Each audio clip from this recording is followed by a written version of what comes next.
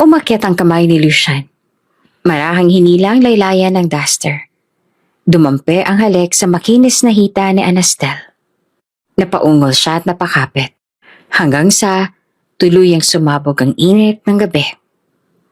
Ngunit sa gitna ng pawis at kumot, biglang umalingaw-ngaw. Akala ko ba 3 ng anak mo? Bakit may red stain ng kumot? Bago ka pa lang sa channel neto, ibang kwento ni Ate Jane, istorya mo, ikwento ko. Huwag kalimutang pindutin ang notification bell at subscribe button.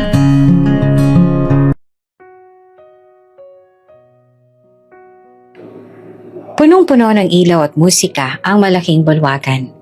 Mga taong nakagown na tuxedo ang nagsasayawan habang may mga waiter na paikot-ikot dala ang mga tray na may mamahaling alak at pagkain. Isa itong charity ball na inorganisa ni Senyora Merelda, isa sa pinakamayamang babae sa buong syudad. Tahimik lang sa isang sulok si Anastel, nakasuot ng simpleng bestida na halatang hindi bagay sa marangyang kasiyahan. Nasa tabi niya ang 3 bata, marurungis sa mga damit at halatang galing sa hirap. Pero kahit na ganoon, nakatindig sila ng maayos, mahinahon at parang may tinatagong dignidad.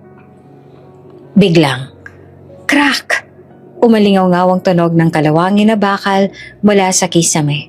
Sa isang iglap, bumagsak ang chandelier, diretso sa kinauupuan ng senyora. Nagsigawan ng mga bisita. Nagtulakan, kanya-kanyang takbo. Senyora! Sigaw agad ng isang maid. Ngunit bago pa man tumama ang mabigat na chandelier, mabilis ang kumilos si Anastel.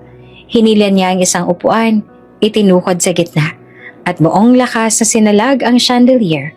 Nabigatan siya, nadapa, at tumama ang braso niya sa matulis na bakal. Dumaloy ang dugo pero nagawa niyang iligtas si Senyora Merelda. Nanlaki ang mga mata ng ginang, nanginginig ang tinig. Anak ka ng Diyos! Halos maiyak ito sa gulat at pasasalamat. Huminto naman si Anastel, pinahid ang pawis at dugo. Walang dapat ipasalamat, senyora. Mabuti na lang at mabilis pa ang reflex ko. Lumapit ang 3 bata. Hawak ang laylayan ng bestida niya. Mama, sugat mo. Bulong ng bunso. Nangingilid ang luha. Hinawakan ni Anastel ang kamay ng anak. Ayos lang ito. Malit lang na sugat. Habang gulong-gulo pa ang mga tao, napansin ni Senyora Merelda ang 3 bata. Payat, marurungis, pero magalang. Ang panganay ay agad na lumapit sa ginang at inalalayan pa ito paupo. Senyora, maupo po muna kayo. Baka nahilo kayo sa nangyari. Magalang nitong wika. Napatitig si Senyora at parang may kakaibang awa at paghanga sa mga ito. Napakabait ng mga anak mo. Anong pangalan mo, iya? Anastel po. Yumuko siya at tila nahihiya. Inalok siya ng mga staff ng pera bilang pabuya pero mabilis siyang tinanggihan. Hindi na po kailangan. Kung maaari lang sana payagan ninyo akong magtrabaho bilang katulong sa mansyon. Kasama ko po ang mga anak ko at kailangan lang po namin ng tirahan at kabuhayan. Nagulat ang ginang. Hindi siya sanay na may taong tumatanggi sa pera. Pero nakita niya ang sinseridad sa mga mata ni Anastel. Pati na ang mga kagustuhan nitong bigyan ng maayos na buhay ang mga bata. Tahimik na tumango si Senyora Merelda. Kung ganon, simula ngayon, sa akin ka na magtatrabaho. Nagpasalamat si Anastel at sabay silang umuwi ng mga bata patungo sa mansyon ng mga Maras. Pagbukas ng malaking gate, sinalubong sila ng kotseng nakaparada ng nakaslant sa driveway. Parang minadaling ipasok. Sa loob ng mansyon, malakas ang tugtog. Pagpasok nila sa sala, bumungad ang hindi inaasahang tanawin. Si Lucian, ang anak ng senyora. Pawisan, naka-boxers lang at amoy alak. Sa likod niya, 4 na babaeng nakatupis ang lumalabas mula sa kwarto. Nagtatawanan at nagbibiruan. Lucian! Singhal ng ginang. Ano na naman to? Pero si Lucian lasing at mayabang. Lumapit agad kay Anastel. Tinitigan siya mula ulo hanggang paa. Walang pakialam na nakatingin ng mga bata. Sino naman to? Inilapit niya ang kamay at walang pakundang hinaplos ang makinis na hita ng babae. May ngiti ng panunukso sa labi. Hindi ka bagay dito pero baka kaya katang subukan. Nanlaki ang mata ni Anastel pero imbes na umatras, gumiti siya ng matalim. Subukan mo. Baka ikaw pang mawala ng hininga. Sandali naman napatigil si Lucian. Parang nabigla sa tapang ng babae. Pero bago pa lumala ang eksena, mabilis nang pumagitna si Senyora Mirelda.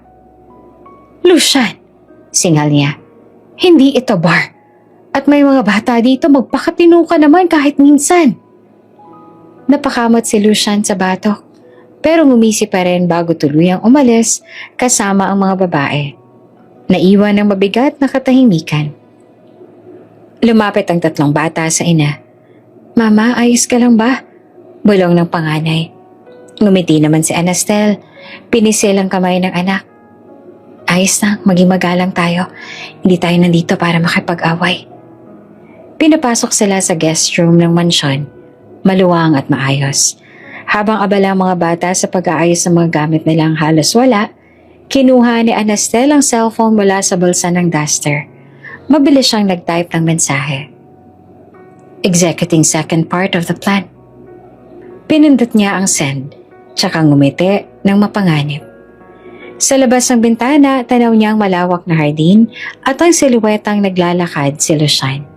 Hindi niya alam kung siya ba ang dapat katakutan o siya mismo ang panganib na paparating. Kinabukasan, habang nagliligpit ng kortina sa itaas na palapag, napatingin si Anastel sa labas. Napansin niyang may kakaibang pagyanig sa isa sa mga sasakyan na nakaparada sa garahe. Ang itim na kotse ni Lucian, napakunot siya ng noo. Huminto sa ginagawa at dahan-dahang lumapit sa bintana. Mula sa siwang ng salamin, kitang-kita niya ang malabo ngunit tiyak na eksena. Isang babae, nakasampa sa kandungan ni Lucian, habang ang kamay nito ay mahigpit na nakayakap. Mga ungol at tawa ang umaalingaw sa loob ng sasakyan. Tila ba walang pakialam sa oras o lugar. Hindi naman naiwasang ngumiti ni Anastel. Hindi dahil naiinggit siya, kundi dahil kilala niya ang babaeng yon. Si Marixa. Isa itong kasamahan, kapwa con artist, at katuwang niya sa kanilang plano. Habang abala si Lucian sa bisyo nito, mabilis na ikinabit ni Marixa ang maliit na voice recorder sa ilalim ng upuan ng sasakyan. Isang simpleng galaw, pero maaaring magbigay sa kanila ng sandata laban sa lalaking matagal na nilang target.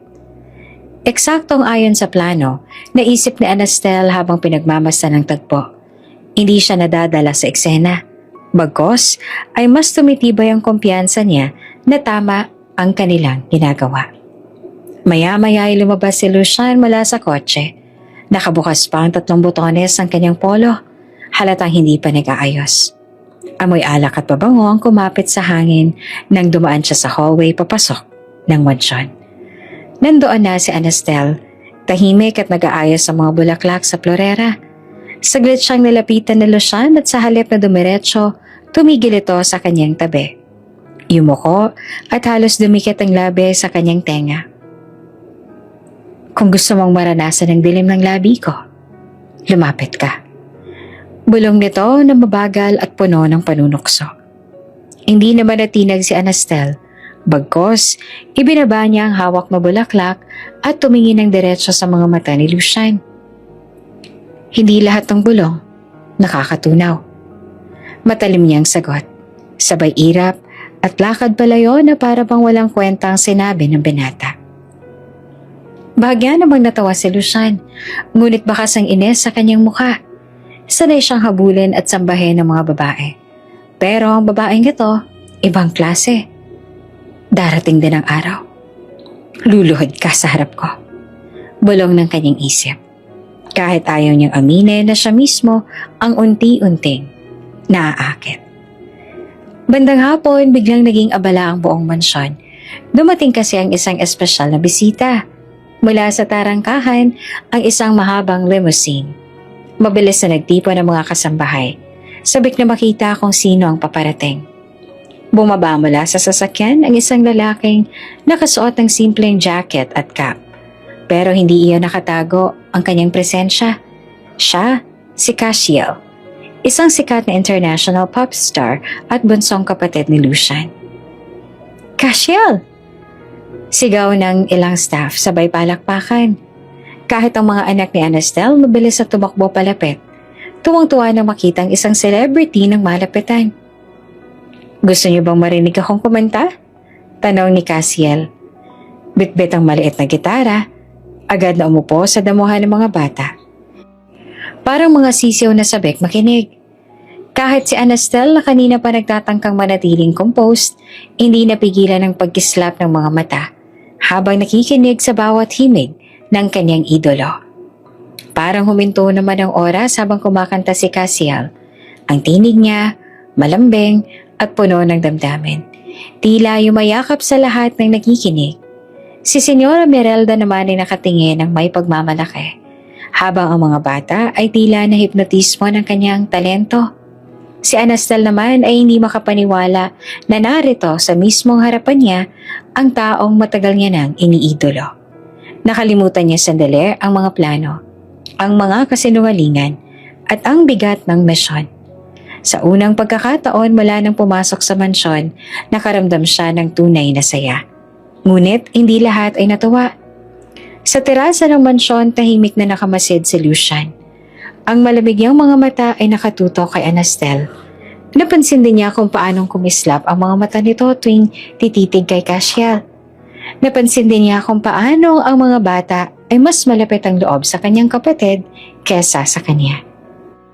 Isang matinding init ang gumapang sa kanyang dibdib. Hindi dahil sa pride lamang, kundi dahil sa isang damdaming ayaw niyang tanggapin, selos. Bakit siya nakangiti ng ganyan at hindi sa akin? Pinisil ni Lucian ang kanyang braso ng alak hanggang sa mabasag ang manipis sa gilid nito.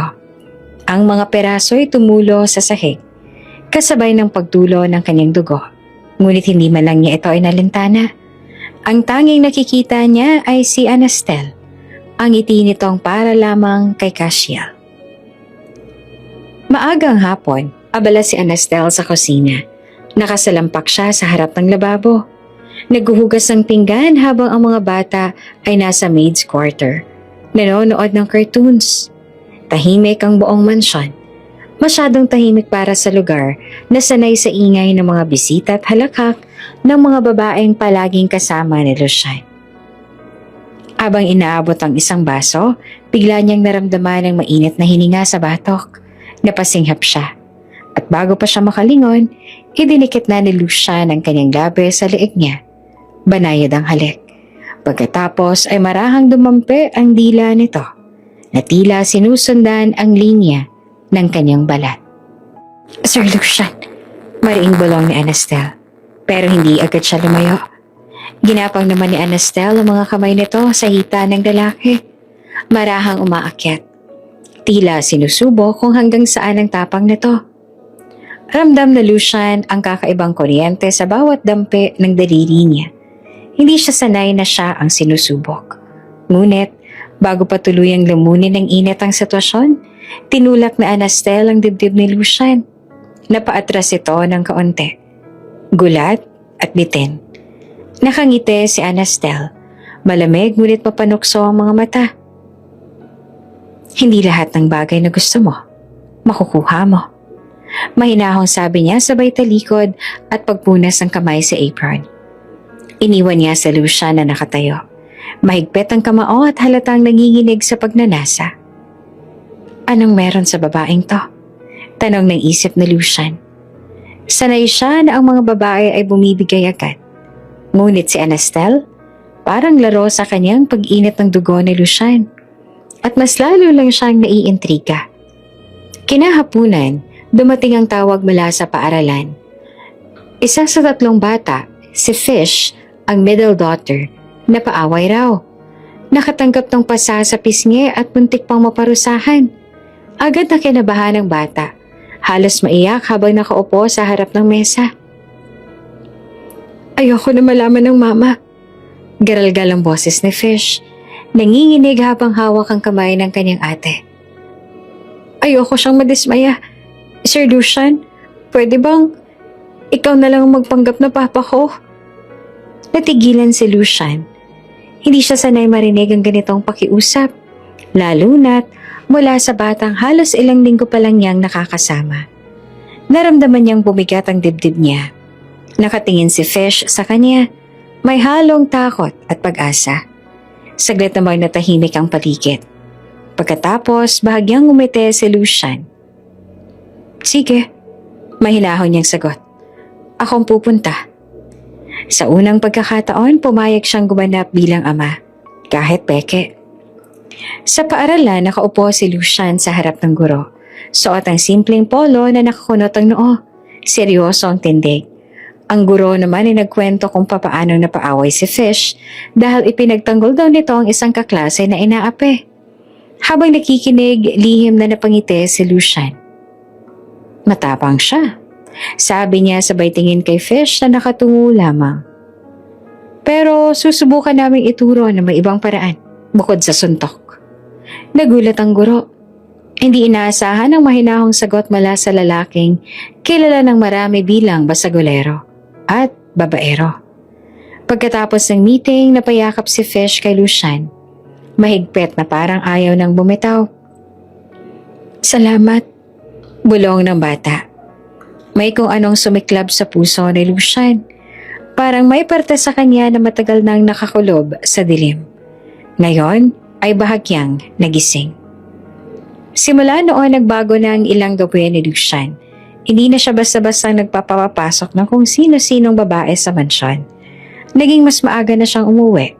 At kung dati puro alak at babae ang inuuna, ngayon ay mas pinipili ng kumain kasama ang mga bata. Kahit tahimik lang siyang nakikinig sa kanilang mga kwento. Napansin naman ito ni Anastel. Habang nag-aayos ang hapagkainan isang gabi, lihim niyang pinagmasdan si Lucian. Hindi niya akalain na kaya nitong umupo at makinig sa mga bata nang hindi humiirap o nagmamadali. May kakaibang lambing sa paraan ng pagtingin nito kay Fish, lalo na tuwing tatawa ang bata. Sandali siyang natigilan, nakaramdam ng init sa kanyang dibdib. Hindi niya inasahan na mararamdaman niya ito. Hindi pwede. Bulong niya sa sarili. Ang misyon niya ang dapat niyang unahin.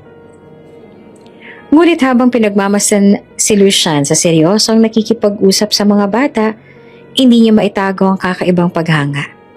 Parang unti-unting nagiging tao ang lalaking dati puro bisyo at kasalanan lang ang iniisip. Pag-akyat niya sa kanyang kwarto, tumingin siya sa salamin at huminga ng malalim. Huwag kang bibigay, Anastel. Bulong niya sa sarili. Ang laro ay nagsisimula pa lang. Sa labas ay nakatayo si Lucian, hawak ang baso ng tubig. Pinagmamasdan niya ang kwarto ni Anastel. Nakakunot ang noo. Hindi niya maintindihan kung bakit siya natutuwa sa presensya nito. Hindi niya rin maipaliwanag ang pagnanais sa patunayan sa mga bata. At lalo na kay Anastel na kaya rin niyang maging higit sa imahe niyang sinira ng nakaraan. Sa pagitan ng kanilang katahimikan, nagsimula ang isang larong mas mapanganib kesa sa inaasahan nila. Isang larong hindi na lang tungkol sa tukso o pagnanasa, kundi tungkol sa mga damdaming unti-unti nang lumalabas sa kanilang mga puso.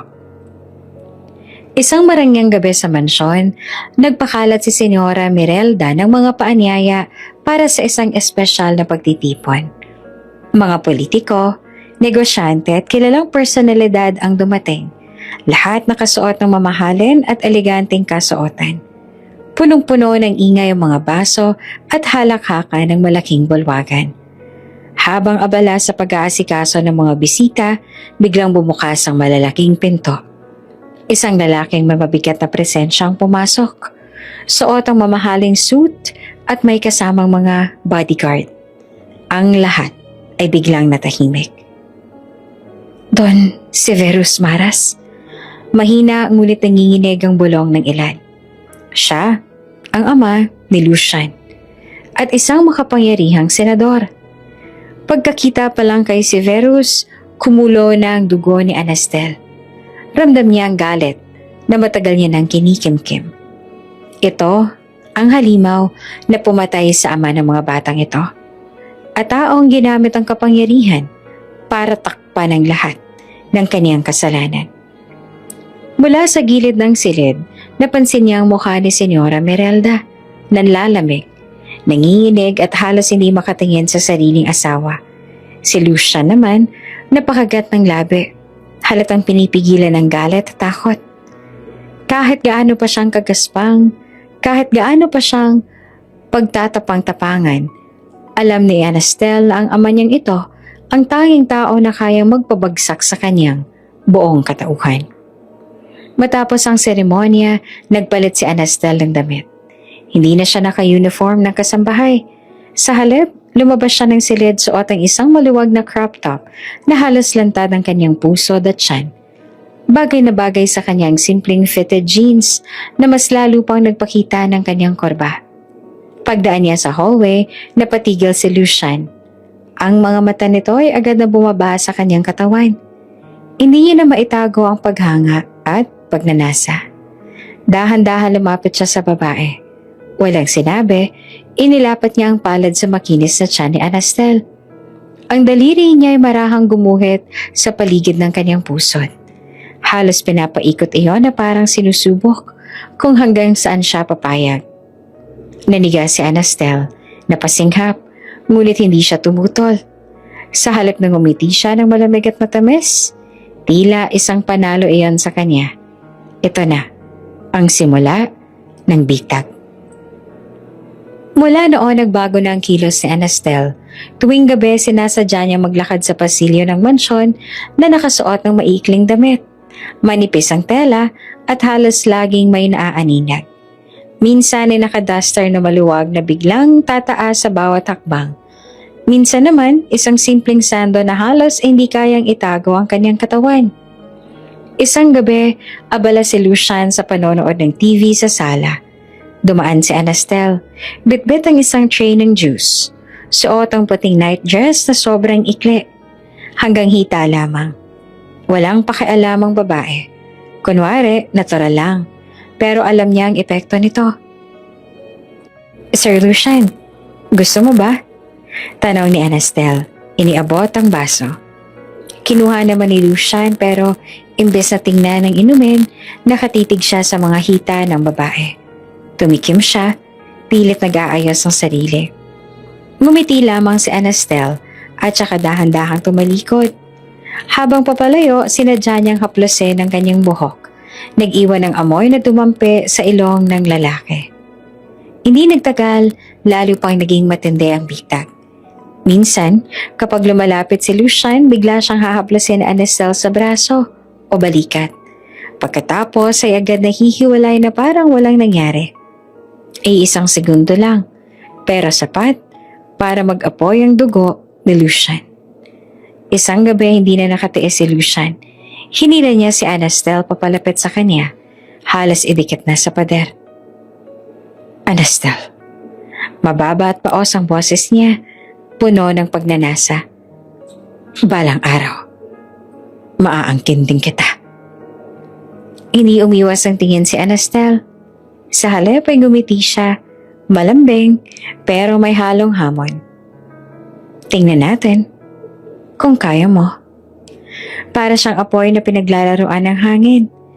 Alam niyang mas lalo lamang nababaliw si Lucian sa bawat tukso at bitin na iniiwan niya.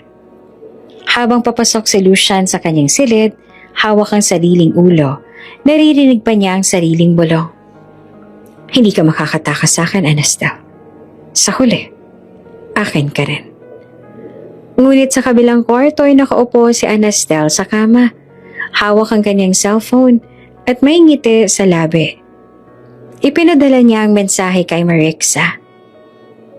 Ang bitag ay gumagana. Unti-unti na siyang nalululong. Maaga pa lang abala na si Anastel sa kusina. Amoy na amoy ang bawang at sibuyas na piniprito niya para sa sinangag. Nakasuot siya ng simpleng puting sando at shorts na maluwag. Hindi niya iniisip na may makakakita. O baka sinasadya rin niya. Habang nakayuko at naghahalo ng ulam sa kawali, biglang may dumikit sa likod niya. Sir Lucian? Mabilis siyang napalingon. Pero huli na, nakasiksik na ito sa likod niya. Malakas ang bisig na halos bumalot sa bewang niya. Hinipan ni Lucian ang kanyang tenga, mainit at mapangahas. Masarap ang niluluto mo, pero mas masarap ka sigurong tikman. Napasinghap si Anastel, bahagyang napakapit sa hawakan ng kawali para hindi siya mabitawan ng emosyon. Ramdam niya ang init ng hininga ni Lucian at lalo itong lumalapit. Halos idinikit ang dibdib sa kanyang likod. Sir Lucian, pabulong niyang sabi. Pinipilit maging kontrolado ang tono. May bisita sa sala. Baka makita tayo. Ngumisi lang ang lalaki. Siya kadahan-dahang bumitaw. Balang araw, wala na makakapigil sa akin. Kinagabihan dumating ang ilang dokumento mula sa opisina ni Don Severus. Kailangan iyon agad mapirmahan ni Lucian. Abala ang lahat ng mga kasambahay kaya si Anastel na mismo ang nagdala sa kwarto nito. Sir Lucian, may mga papeles kang kailangang pirmahan. Pagkatapos kumatok sa pinto ng binata. Pumasok ka dito. Sigaw naman ng lalaki mula sa loob. Binuksan ni Anastel ang pinto. Agad siyang natigilan. Ang kwarto ay puno ng usok mula sa mga mainit na shower. Sa banyo, nakabukas ang pintuan at mula roon, lumabas si Lucian. Hubad, basa ang buong katawan. At tumutulo ang tubig sa kanyang buhok, pababa sa matipuno nitong dibdib at tiyan. Parang wala lang sa kanya. Kinuha niya ang ballpen at papel mula kay Anastel.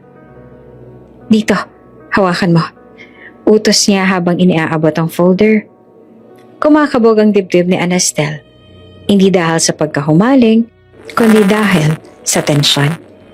Kailangan niyang manatiling kalmado. Inilapit ni Lucian ang papel sa ibabaw ng maliit na mesa sa gilid ng kama at sinimulang permahan. Basang-basa pa ang mga daliri at dibdib. Hindi ka ba naiilang, Anastel? Tanong ni Lucian, nakangisi habang patuloy na sumusulat. Alam ko nakatitig ka. Nagpigil naman ang hininga ang babae at umiwas ang tingin. Magbihis ka na nga. Baka magkasakit ka. Concerned ka? Balik ni Lucian sabay ngiti. Ngunit sa loob ng utak ni Anastel, isa lang ang sigaw. Kailangan kong gawin to. Ngayon na. Pagkatapos permahan ng mga papeles, bumalik si Lucian sa banyo para magbanlaw. Malakas ang agos ng tubig mula sa shower. At iyon ang pagkakataong hinihintay ni Anastel. Mabilis niyang binuksan ang drawer ng study desk. Nandoon ang PC na palaging ginagamit ni Lucian. Kinuha niya sa bulsa ang maliit na itim na USB at agad na sinaksak sa port. Blink-blink, kumurap ang ilaw ng USB. Come on, mabilis lang.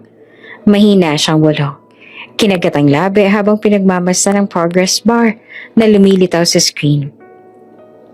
Habang tumutunog ang patak ng tubig sa banyo, parang mas lumalakas naman ang kabog ng dibdib ni Anastel. Bawat segundo ay parang oras. Ding! Nakasync in na ang USB. Automatic kong nag-download ng data at nagbigay ng remote access sa kanyang tech team. Connected, downloading CCTV feeds, social accounts, bank records, lahat. Vibrate. Napalingon si Anastel sa kanyang cellphone. Isang mensahe mula kay Marix ang pumasok. Nakapasok na kami. Magandang kuha. Lahat ng galaw nila. Hawak na natin. Napangiti si Anastel. Mabilis na hinugot ang USB at ibinalik sa kanyang bulsa. Isinara niya ang PC. Inayos ang mesa na para bang walang nangyari. Biglang bumukas ang pinto ng banyo. Anastel. Basa pa rin ang buhok ni Lucian. Balot lang ng puting tuwalya ang katawan. Dumiretso itong lumapit. Ang mga patak ng tubig mula sa buhok ay tumutulo pa sa kanyang balikat pababa sa dibdib. Naibalik mo na ba ang mga papeles? Oo sir. Nasa mesa na. Mabilis namang sagot niya. Pilit pinapanatili ang normal na boses. Tumango si Lucian, pero hindi niya ito agad pinakawala ng tingin. Lumapit pa siya. Halos isang di pala ang pagitan nila. Alam mo, Anastel, parang mas naging komportable ka na sa kwarto ko. Napakagatlabi naman si Anastel, tsaka gumiti ng pilit. Baka ikaw ang nasasanay. Ngumisi naman si Lucian, marahang lumapit pa. Ngunit bago pa siya tuluyang makabikit, mabilis na umatras si Anastel. Maaga pa bukas, kailangan ko nang bumalik sa kwarto. Tumalikod siya at hindi nagpatinag kahit ramdam niyang nanilisik na titig ni Lucian sa kanyang likod. Pagpasok niya sa sariling silid, agad niyang kinuha ang cellphone. May bagong mensahe na mula sa tech team. Mission success. Hawak na namin lahat ng CCTV feeds, social at bank accounts. Anytime, pwede na tayong maglabas ng ebidensya. Humiga siya sa kama. Nakatitig sa kisame, hawak-hawak ang USB. Ngumiti naman si Anastel. Lucian, akala mo laro-laro lang to. Pero sa bawat patak ng tubig kanina, mas lalo kang lumulubog sa bitag ko. Tahimik ang mansyon ng gabing iyon. Tanging mga ilaw sa hallway at mahihinang tunog ng kuliglig mula sa labas ang bumabalot sa paligid. Sa gitna ng sala, narinig ni Anastel ang mabagal na tugtog ng piano. Lumapit siya ng dahan-dahan at doon niya nakita si Lucian. Nakaupo. Nakapikit habang marahang tinutugtog ang mga nota. Ang mga daliri niya ay mabilis pero may bigat ng emosyon sa bawat pindot. Para bang inilalabas niya ang lahat ng hindi niya masabi. Napangiti si Anastel. Hindi niya inakalang ang isang lalaking palaging mainit ang ulo at lasing sa gabi ay marunong lumika ng ganoong klaseng musika. Sir Lucian? Mahinang tawag niya. Napalingon ang lalaki. Bahagyang nagulat pero hindi agad nagsalita. Tumingin lang ito at muling ibinalik ang mga mata sa piano. Turuan mo ako. Malambing na sabi ni Anastel. Nakatayo, malapit sa kanya. Nag-angat ng kilay si Lucian, tsaka ngumiti ng pilyo. Sigurado ka ba? Hindi lahat kaya kong turuan. Baka maguluhan ka. Hindi naman ako madaling sumuko. Nakatawid siya papunta sa tabi nito, sabay umupo sa gilid ng bench. Hinawakan ni Lucian ang kamay ni Anastel. Marahan at parang ayaw niya itong masaktan. Ipinatong niya ang mga daliri ng babae sa ibabaw. Ganito. Sundan mo ako. Sa bawat pindot ng nota, ginabayan niya ang kamay ni Anastel. Dumikit ang katawan nila at ramdam ng babae ang init na bumabalot mula sa balat ni Lucian. Habang gumuguhit ang musika, hindi lang tuts ang nadadama ng kanyang daliri, kundi pati ang palad ng lalaking dahan-dahang humahagod sa makinis niyang balat. Napakagatlabi si Anastel. Sir Lucian? Halos mahina na lang ang boses niya. Bagya namang yumuko si Lucian. Halos maglapat na ang kanilang mga labi. Naramdaman ni Anastel ang paghinga nito sa kanyang pisngi. Mainit, mabilis. Hindi na siya nakapagsalita. Nang bigla siyang buhatin ni Lucian. Wala itong alinlangan. Dahan-dahan siyang inupo sa ibabaw ng piano.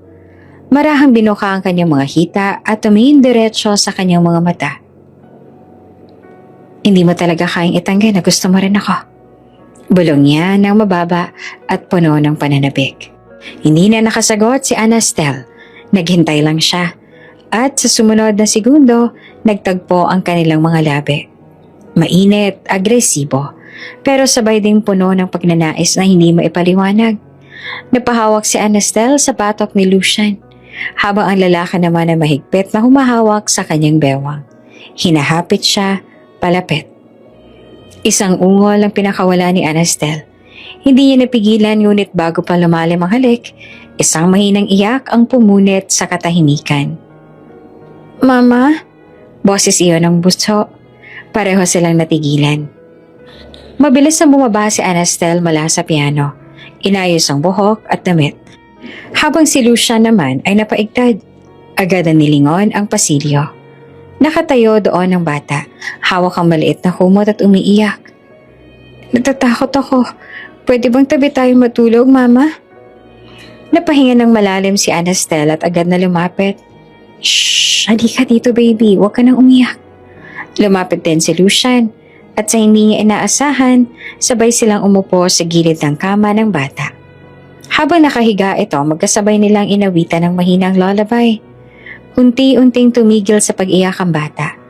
Humigpit ang kapit sa kamay ni Anastel at sa kabilang gilid, hawak din ito ang kamay ni Lucian. Tahimik. Ang halik kanina ay naputol. Pero ang eksenang ito, tila mas malakas pa ang dating. Habang natutulog ang bata, napatitig si Lucian kay Anastel. Hindi niya sinabi pero ramdam niyang may kakaiba. Parang pamilya. Sa may pinto, tahimik na nakatayo si Senyora Mirelda. Pinagmamasta ng tatlo. Si Lucian, si Anastel at ang mga bata. Sa unang pagkakataon matapos ang mahabang panahon na pangiti siya. Parang nakakita siya ng liwanag. At muli, sumigla ang puso niya. Maagang umaga sa hasyenda, ang araw ay sumisilip pa lang sa bundok at ang hamog ay bumabalot pa sa damuhan. Abala ang mga stable boys sa paglilinis ng mga kabayo. Ngunit si Lucian, nakasuot ng simpleng puting polo na nakabukas ang 2 butones at dark jeans. Nakatayo malapit sa kanyang paboritong kabayo. Isang kulay itim na stallion na nagngangalang Nero. Hawak niya ang yenda. Sabay kindat kay Anastel na kagagaling lang sa kusina. Nakasuot ng simpleng blusa at maong. Gusto mong sumubok? Tanong ni Lucian. May halong hamon at pang-aakit ang tono. Napangiwi si Anastel. Hindi ako marunong, sir. Baka mahulog lang ako. Lumapit si Lucian. Inilahad ang kamay. Huwag kang matakot. Ako ang bahala. Sandaling nag-alinlangan si Anastel pero kinuha rin ang kamay niya. Umakyat sila sa kabayo. At bago pa man makapwesto ng maayos si Anastel, nakayakap na sa kanya si Lucian mula sa likuran. Relax, Anastel. Wala kang dapat ipag-alala. Dumikit ang labi niya sa tenga ng babae. Mainit ang hininga. Kumalabog ang dibdib ni Anastel. Sir, baka may makakita. Hayaan mo sila. Sagot naman ni Lucian habang marahang pinatrot ang kabayo palabas ng hasyenda. Habang tumatakbo ang kabayo sa malawak na hasyenda, ramdam naman ni Anastel ang malakas sa pintig ng puso niya. Hawak ni Lucian ang renda gamit ang isang kamay, habang ang kabilang kamay naman ay dahan-dahang gumapang mula sa kanyang bewang pababa. Lucian, sir? Mabilis sa paghinga ni Anastel, pinipigilan ng sarili. Ano na naman to? Relax ka lang, bulong ni Lucian. At sa isang iglap, nasa hita niya na ang kamay nito. Dahan-dahan, parang sinusukat ang bawat pulgada ng balat niya. Napakagatlabi si Anastel. Pinilit huwag magpalabas ang ungol. Pero hindi na siya nakapigil nang dahan-dahan itong ibinaba ang zipper ng kanyang pantalon. Lucian, halos daing na ng boses niya. Sir, baka... Ngunit hindi siya tinigilan ng lalaki. Mainit ang hininga ni Lucian habang ipinasok ang kanyang mga daliri sa pantalon ng babae. Napaliyad si Anastel. Halos mabitawan ang hawakan ng kabayo. Sir, pigil niyang sigaw. Pinipigilan ng katawan na tuluyang sumuko. Halos mawalan siya ng ulirat sa sarap at kaba. Nang biglang, tumunog ang cellphone ni Lucian. Pareho silang natigilan. Mabilis na inayos ni Anastel ang sarili, habang si Lucian naman ay medyo nainis. Hello, sagot niya na iritado ang tono. Lucian, malamig na boses mula sa kabilang linya, si Don Severus. Kahit hindi marinig ang buong usapan, narinig ni Anastel ang mga salita. Money laundering. Dapat malinis ang papeles bago matapos ang buwan. Project X, huwag mong ipapahiya ang pamilya natin. Napasinghap si Anastel. Project X? Ano yun? Naiintindihan ko pa. Sagot naman ni Lucian. Malamig na rin ang tono. Akong bahala. Pagkababa ng tawag, agad niyang pinaandar ang kabayo pabalik sa mansyon. Tahimik siya. Mahigpit ang hawak sa renda. Parang nagbabaga ang isip. Pagbalik nila ay halos tumalon si Anastel mula sa kabayo. Sir? Sir, may importante pa pala akong gagawin sa loob. Hindi na siya tumingin pa kay Lucian at mabilis na nagtungo sa sariling silid. Pagkasara ng pinto, agad niyang dinukot ang cellphone. Tinawagan niya si Marixa. Marixa, kailangan niyong hanapin agad kung ano ang Project X. Mabilis niyang utos. Related ito sa money laundering ng pamilya Severus. Hindi ito simpleng laro. Copy. Sagot naman ni Marixa sa kabilang linya. Gagamitin namin yung access na binigay mo mula sa USB. Within 24 hours may information ka na. Huminga ng malalim si Anastel. The deeper I go, the more dangerous this gets. Kinagabihan, nasa veranda si Lucian, nakatingin sa basong alak. Tahimik lang siya, malayo ang iniisip. Lumapit si Anastel dala ang tray ng pagkain. Sir, kumain ka na muna. Baka maubos ang alak sa katawan mo. Hindi agad sumagot si Lucian. Pagkatapos ng ilang segundo ay tiningnan niya si Anastel. Malamlam ang mga mata. Bakit parang masyado kayatang concern sa akin? Sino ka ba talaga? Napatigil si Anastel. Saglit na natigilan, ngunit mabilis din siyang ngumiti. Pilit na pinapagaan ang sitwasyon. Kasambahay mo lang ako, sir. Nagtagpo ang kanilang mga mata. Walang salita, pero parehong ramdam na lumalalim ang tali sa pagitan nila. Sa isip ni Anastel, isa lang ang malinaw. The bitag is working. Pero habang lumalapit siya, mas nagiging delikado ito. Mainat ang sikat ng araw sa asyenda ng hapon na iyon. Kakarating lang galing sa paglangoy si Lucian. Basa pa ang buhok niya at nakatapis lang ng puting tuwalya sa bewang. Habang tinutuyo ang katawan gamit ang isa pang towel, mas lalo pang umumbok ang matitigas niyang abs sa dibdib. Mula sa veranda napahinto si Anastel. Napatingin siya. Hindi man lang niya namalayang nakanganga na siya. Parang slow motion ang bawat patak ng tubig na dumadaloy sa buhok ni Lucian pababa sa kanyang katawan. Hindi ka ba titigil sa pagtitig, Anastel? Nakangiting sabi ni Lucian. Nakahawak sa tuwalya na parang nanunukso. Namulang pisngi niya. Mabilis na umiwas ang tingin. Sir, baka sipunin ka. Magbihis ka na nga. Lumapit din si Lucian. Huminto, isang hakbang mula sa kanya. Gusto mo bang hawakan? Napakunot noo si Anastel. Ano? Hinawakan ni Lucian ang kamay niya at dahan-dahang inilapat sa kanyang tiyan. Mainit, matigas, parang bato. Wala akong tinatago, Anastel. Kahit mga peklat ko. Napansin nga ni Anastel ang mga maliliit at malalim na peklat sa gilid ng likod ng braso ni Lucian. Hindi iyon ordinaryong sugat. Mga peklat yan na galing sa aking ama. Malamig ang tono ni Lucian. Noong bata pa ako, walang araw na hindi niya ako pinaparusahan. Natigilan si Anastel. Hindi niya inaasahan ang pag-amin na iyon. Parang sa unang pagkakataon, nakita niya ang totoong Lucian. Hindi lamang ang babaero at lasenggong anak ng senador, kundi isang lalaking sugatan. Lucian. Mahina ang boses niya. Biglang umiti si Lucian at marahang inilapit ang mukha. Huwag kang maaawa. Mas mabuti kung gagamitin mo ang kamay mo para maramdaman ko ngayon. At bago pa siya makasagot, naglapat ang kanilang mga labi.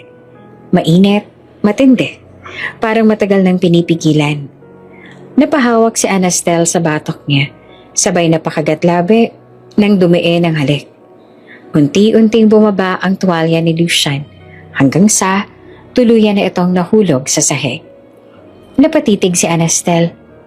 Hubad sa harap niya si Lucian at wala na siyang ibang nararamdaman, kundi init na parang gustong lumunin ang buong katawan niya. Halos mapasigaw siya sa sarili. Huwag kang bibigay. Huwag kang bibigay. Pero habang hinahaplos ni Lucian ang bewang niya at dahan-dahang inaakit ang kamay, naramdaman niyang halos matulak siya sa tukso. Napakagatlabi siya, napasinghap, at kusa nang napahawak sa sariling dibdib para pigilan ang kaba at sarap. Sir, bulong niya sa nanginginig na boses. Ngumiti naman si Lucian, mas papanganib. Wala kang ligtas sa akin.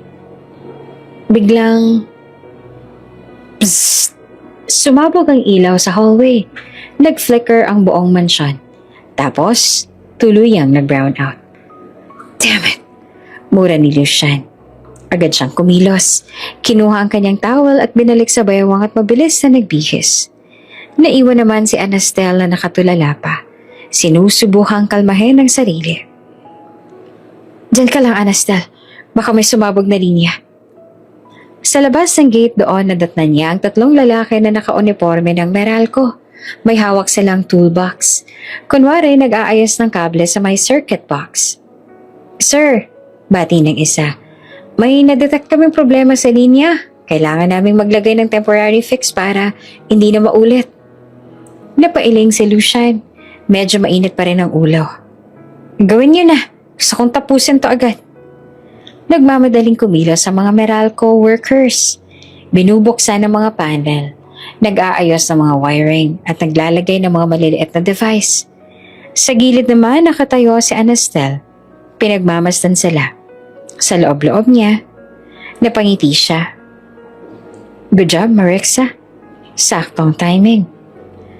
Ang mga device na iniwan ng Meralco workers ay hindi lang pangkuryente, kundi mga miniature na hidden cameras at signal jammers na magbibigay ng full surveillance sa buong mansyon. Pag-alis ng mga manggagawa, bumalik si Lucian sa itaas. Pagod ang mukha, medyo pawisan. Anastel, okay na raw. Wala nang aberya. Sabi niya habang nagtanggal ng botones ng polo. Ngumiti naman si Anastel, parang walang nangyari. Buti naman, sir. Naisip ko na baka mabasa ng ulan ng mga linya. Umupo si Lucian sa gilid ng kama. Tumingin kay Anastel na nakatayo pa rin sa may pintuan. Alam mo ba, lalo kitang hindi maintindihan. Bakit? Tanong niyang kunwaring inosente. Kanina, ramdam ko na halos bumigay ka na. Pero biglang, para kang naglalaro. Tumitig siya ng diretsyo. Seryoso ang mukha.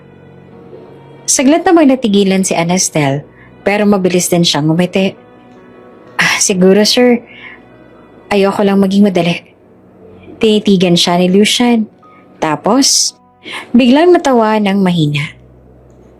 Hindi ko alam kung dapat kitang pagsisihan o lalong hanapin. Umiling si Anastel tsaka tumalikod. Ngunit habang naglalakad palayo, hawak-hawak niyang maliit na remote na konektado sa hidden cameras. Sa isip niya, lalo ka nang nasa loob ng bitag ko, Lucian. Kinagabihan nakatanggap siya ng tawag mula kay Marixa. Success, Ana. Lahat ng kwarto may hidden cams na. Real-time feed na tayo. Mula kusina hanggang opisina ni Don Severus. Lahat hawak natin. Huminga ng malalim si Anastel. Nakatingin sa labas ng bintana kung saan nakikita ang silhweta ni Lucian na naglalakad sa veranda. Good, bulong niya. The deeper the trap, the harder they fall. Maagang naglabas si Anastel ng mga uniform ng mga tauhan sa mansyon. Mainit ang araw kaya pinagpasyahan niyang magsampay mismo sa likod ng hasyenda. Dahil nabasa rin ang suot niyang blouse, dumidikit iyon sa balat niya at kitang-kita ng hubog ng kanyang dibdib at bewang. Habang nakayuko pinipiga ang isang basang polo, biglang may anino na tumabing sa kanya. Paglingon niya, si Lucian pala. Nakasuot ito ng simpleng t-shirt at shorts. Pero kahit ganoon, lutang pa rin ang tikas at presensya. Hindi ko akalaing marunong ka rin palang maglaba. Biro ni Lucian na nakangiti habang tumutulong kumuha ng sampay. Napangiwi si Anastel. Sir, hindi lahat ng babae umaasa sa ibang maid. At saka, mas nakaka-relax din to. Relax? Tumingin si Lucian mula ulo hanggang paa. Lalo niyang napansin ang pagkabasa ng suot ni Anastel. Halos kumakapit sa balat. Sigurado ka pang relax ka kapag ganyan ang ayos mo? Namula naman si Anastel. Sir, baka naman pwedeng huwag mo akong titigan ng ganyan. Lumapit si Lucian. Iniabot ang polo para sabit sa tali. Pero hindi niya na agad binitiwan. Dumikit ang kanilang mga braso. Mainit ang hininga niya sa balikat ni Anastel. Hindi ko kayang hindi tumingin. Bulong ni Lucian. Marahan niyang kinapa ang butones ng basa pang blouse. Isa-isa itong kinalas. Sabay dahan-dahan dumulas ang kamay niya papasok. Napapikit si Anastel. Sa halip na pigilan, ginabayan niya ang kabilang kamay ni Lucian at inilagay sa kabila. Napaungol naman si Lucian. Halos hindi na mapigilan ang sarili. Damn, Anastel. Bulong niya habang dahan-dahang inilapit ang labi sa kanya. Halos magtagpo na ang kanilang mga bibig ng Lucian, come here immediately. Malakas ang boses ni Don Severus mula sa veranda. Matalim ang tingin, galit na galit habang nakatingin sa kanilang dalawa. Parang binuhusan naman ng malamig na tubig si Lucian. Mabilis niyang tinanggal ang kamay. Halos nanginig at napayoko. Si Anastel naman, pinilit ang sariling kumalma. Kunwaring busy sa pagsapit ng damit. Naglakad si Lucian papunta sa kama. Bawat akbang ay mabigat. Halos mabaliw siya sa pagkabitin. Pagdating sa opisina ng mansyon, nakaupo naman si Don Severus sa swivel chair. Nakakunot ang noo. May hawak siyang folder na makapal. May tatak na confidential. Lucian, malamig niyang sabi. Kung hindi dahil anak kita, kanina pa kitang pinatapan sa ibang bansa. Hindi ka ba natututo? Wala kang gagawin kundi makipaglandian habang may mas malaking bagay tayong inaasikaso? Nanahimik si Lucian, pinipigilan ng sarili. Binuksan ni Don Severus ang folder. Inilabas ang ilang dokumento at mapa. Project X. Ito ang pinakamalaking operasyon natin. Money laundering. Offshore accounts, diversion ng buwis. Kapag nagtugumpay na tayo dito, hindi lamang Hacienda de la Sierra ang nasa kamay natin, kundi buong probinsya. Habang nagsasalita si Don Severus, may mga graphics at papeles na ipinapakita. May mga pangalan ng dummy corporations, listahan ng mga politiko at bank account sa ibang bansa. Hindi alam ng dalawa, bawat salita, bawat kilos nila ay nakikita at naririnig ng team ni Anastel. Sa isang safe house sa labas ng bayan, nakatutok si Marixa sa laptop, habang ang tech team naman ay nakapalibot. Sa malaking monitor, malinaw ang video feed mula sa hidden cams sa opisina ni Don Severus. Guys, i-record niyo lahat ng to. Utos ni Marixa. Ito ng ebidensya. Kung makukuha natin ang full detail ng Project X, tapos na sila. Nakita nilang dumukot si Don Severus ng USB mula sa drawer. Nasa flash drive na ito ang lahat ng transaction records, code names, schedule. Walang makakaalam maiban nito sa atin. Halos mapangiti si Maria. USB? Jackpot na to, Ana. Samantala, nakaupo naman si Lucian. Tahimik na nakikinig habang paulit-ulit na iniutos ng ama na dapat niyang pangalagaan ang operasyon. Ngunit sa likod ng isip niya, hindi mawala ang imahe ng katawan ni Anastel. Basa, bakat, at ang init ng kanilang halos halik kanina. Lucian, are you listening? Singhal ni Don Severus. Yes, Father. Sagot niya at pilit na tinatago ang panggulo ng isip. Tumayo si Don Severus. Ibinigay ang USB kay Lucian. Bantayan mo ito. Kahit anong mangyari, walang ibang makakahawak nito. Naiintindihan mo?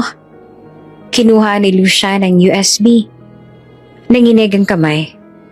Yes, Father. Paglabas niya ng opisina, huminga ng malalim si Lucian. Pero sa hallway, biglang nakasalubong niya si Anastel. Nakatayo ito, may hawak na pang pinatuyong damit. Nakangiting parang walang nangyari. Sir, mahina niyang sabi. Kamusta ang meeting? Tinitigan siya ni Lucian at hawak pa rin ang USB sa bulsa. Sa isip niya, dalawang bagay lang bumabagabag.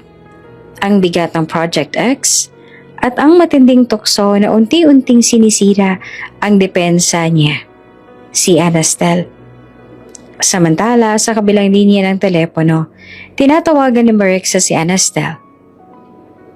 Mission accomplished. Nakuha na natin ang buong pag-uusap. Next target, USB. Nakangiting tumango naman si Anastel. May sabay tumingin kay Lucia na papalapit sa kanya. Copy. Leave it to me. Tahimik ang buong mansyon ng gabing iyon. Ang tanging maririnig lamang ay ang mahinang tunog ng orasan at huni ng kuliglig mula sa labas. Sa loob ng kanyang kwarto, nakaupo si Lucian sa gilid ng kama. Nakatingin sa USB na iniabot ng kanyang ama. Mabigat ang dibdib niya at para bang hawak niya ang mismong kasalanan ng pamilya. Ayaw niya sa Project X, alam niyang mali. Pera ng bayan ang gagamitin para sa pansariling kapangyarihan ng kanilang angkan. Ilang beses niya na nang tinangkang magsalita, subalit siya ay tatanggi. Si Senyora Mirelda ang pinupuruhan ng galit ni Don Severus. Para bang ginagamit ng ama ang ina bilang panakot para huwag siyang lumaban. At higit sa lahat, si Castiel, ang kapatid niyang singer na pinakamamahal niya. Ayaw niyang madamay ito, kung kaya't nananahimik siya at piniling maging sunod-sunuran. Habang nakatitig sa USB, bigla niyang narinig ang mga yabag sa lapas. Paglingon niya, nadaanan niya si Anastel. Nakaduster lamang ito, pero nakakabigaan niyang laylayan ng hanggang tuhod at bawat hakbang ay bahagyang sumasayad sa kanyang makinis na binti. Hindi na nakatiis si Lucian. Lumapit siya at hinawakan ang braso ng babae. Halika, bulong niya. Mababa at malamig ang tinig. Mag-usap tayo. Nagulat naman si Anastel pero hindi tumutol. Pumasok sila sa kwarto ni Lucian at isinara niya ang pinto. Lucian? Aniya pero bago pa siya makapagsalita, marahan siyang inupo ng lalaki sa gilid ng kama. Si Lucian naman ay humiga sa kanyang tita. Napakapit para bang humahanap ng pahinga. Hinaplos si Anastel ang tenga niya. Nilaro ang buhok para bang pinapakalma ito. Ngunit sa bawat galaw niya, may kasamang panunukso. Marahang himas. Dahan-dahan, pag-slide ng daliri sa kanyang panga. Unti-unti nag-init si Lucian. Bumukas ang mga mata niya. Tiningnan ang mukha ni Anastel na tila ba nakangiting nang aakit. Hindi niya na kayang pigilan pa. Dahan-dahan umakyat ang kamay niya mula sa hita ni Anastel. Hinila ang laylayan ng duster. Lucian. Mahina ang boses ng babae pero hindi siya umatras. Hinalikan ni Lucian ang hita niya. Mabagal, pababa't pataas. Hanggang sa umabot sa singit. Napaungol na si Anastel. Napakapit sa balikat ng banata. Ramdam na ramdam niya ang init ng bibig ni Lucian. Lalo na nang dumampi ito sa basang tela ng kanyang underwear. Ngunit bago pa nila maituloy ang apoy ng gabing iyon, Mama! Si Bunso inaapoy ng lagnat! Malakas na sigaw ng panganay mula sa hallway. Pareho silang napatigil. Mabilis na nag-ayos ang sarili. Tumakbo si Anastel palabas. Sumunod naman agad si Lucian sa kwarto ng mga bata. Nakita nilang nanginginig ang Bunso. Namumula ang pisngi at malakas ang lagnat. Mabilis na kumilos si Senyora Mirelda nang marinig ang tawag. Lucian, bilisan mo. Dalhin natin sa ospital. Binuhat ni Lucian ng bata, habang si Anastel naman at ang iba pang mga bata ay sumunod din. Sa sasakyan, si Anastel humahaplos sa ulo ng bunso, habang si Lucian ay nagmamaneho ng mabilis, puno ng pag-aalala. Pagdating sa ospital, agad silang sinalubong ng mga nurse. Dinala ang bata sa emergency room. Habang naghihintay sa labas, magkatabi sila nakaupo ni Lucian. Pareho pa ring hingal, pero hindi na dahil sa sarap kanina, kundi sa kaba na ngayon. Tahimik silang dalawa, hanggang sa bumulong si Lucian.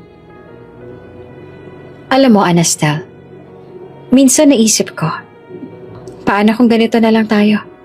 Pamilya. Ako, ikaw, at ang mga bata. Napatitig si Anastel sa kanya. Gusto niyang ngumiti, pero pinigil niya. Hindi pwedeng mahulog ang loob niya. May mission siyang tinutupad. At sa likod ng isip niya, bumalik ang boses ni Marixa. Next target, USB. Pinikit niya ang mga mata. Hinawakan ng kamay ni Lucian na nakapatong sa upuan. Hindi niya alam kung para ba pakalmahin ito o para kalmahin ang sarili. Kinabukasan, tahimik ang mansyon. Ang mga bata ay nakauwi na mula sa ospital kasama ang kanilang bunso, na ngayon tulog na at mas maayos na ang lagay. Si Anastel naman ay abala sa kusina, nagluluto ng sopas, pero ramdam niya ang bigat ng gabi.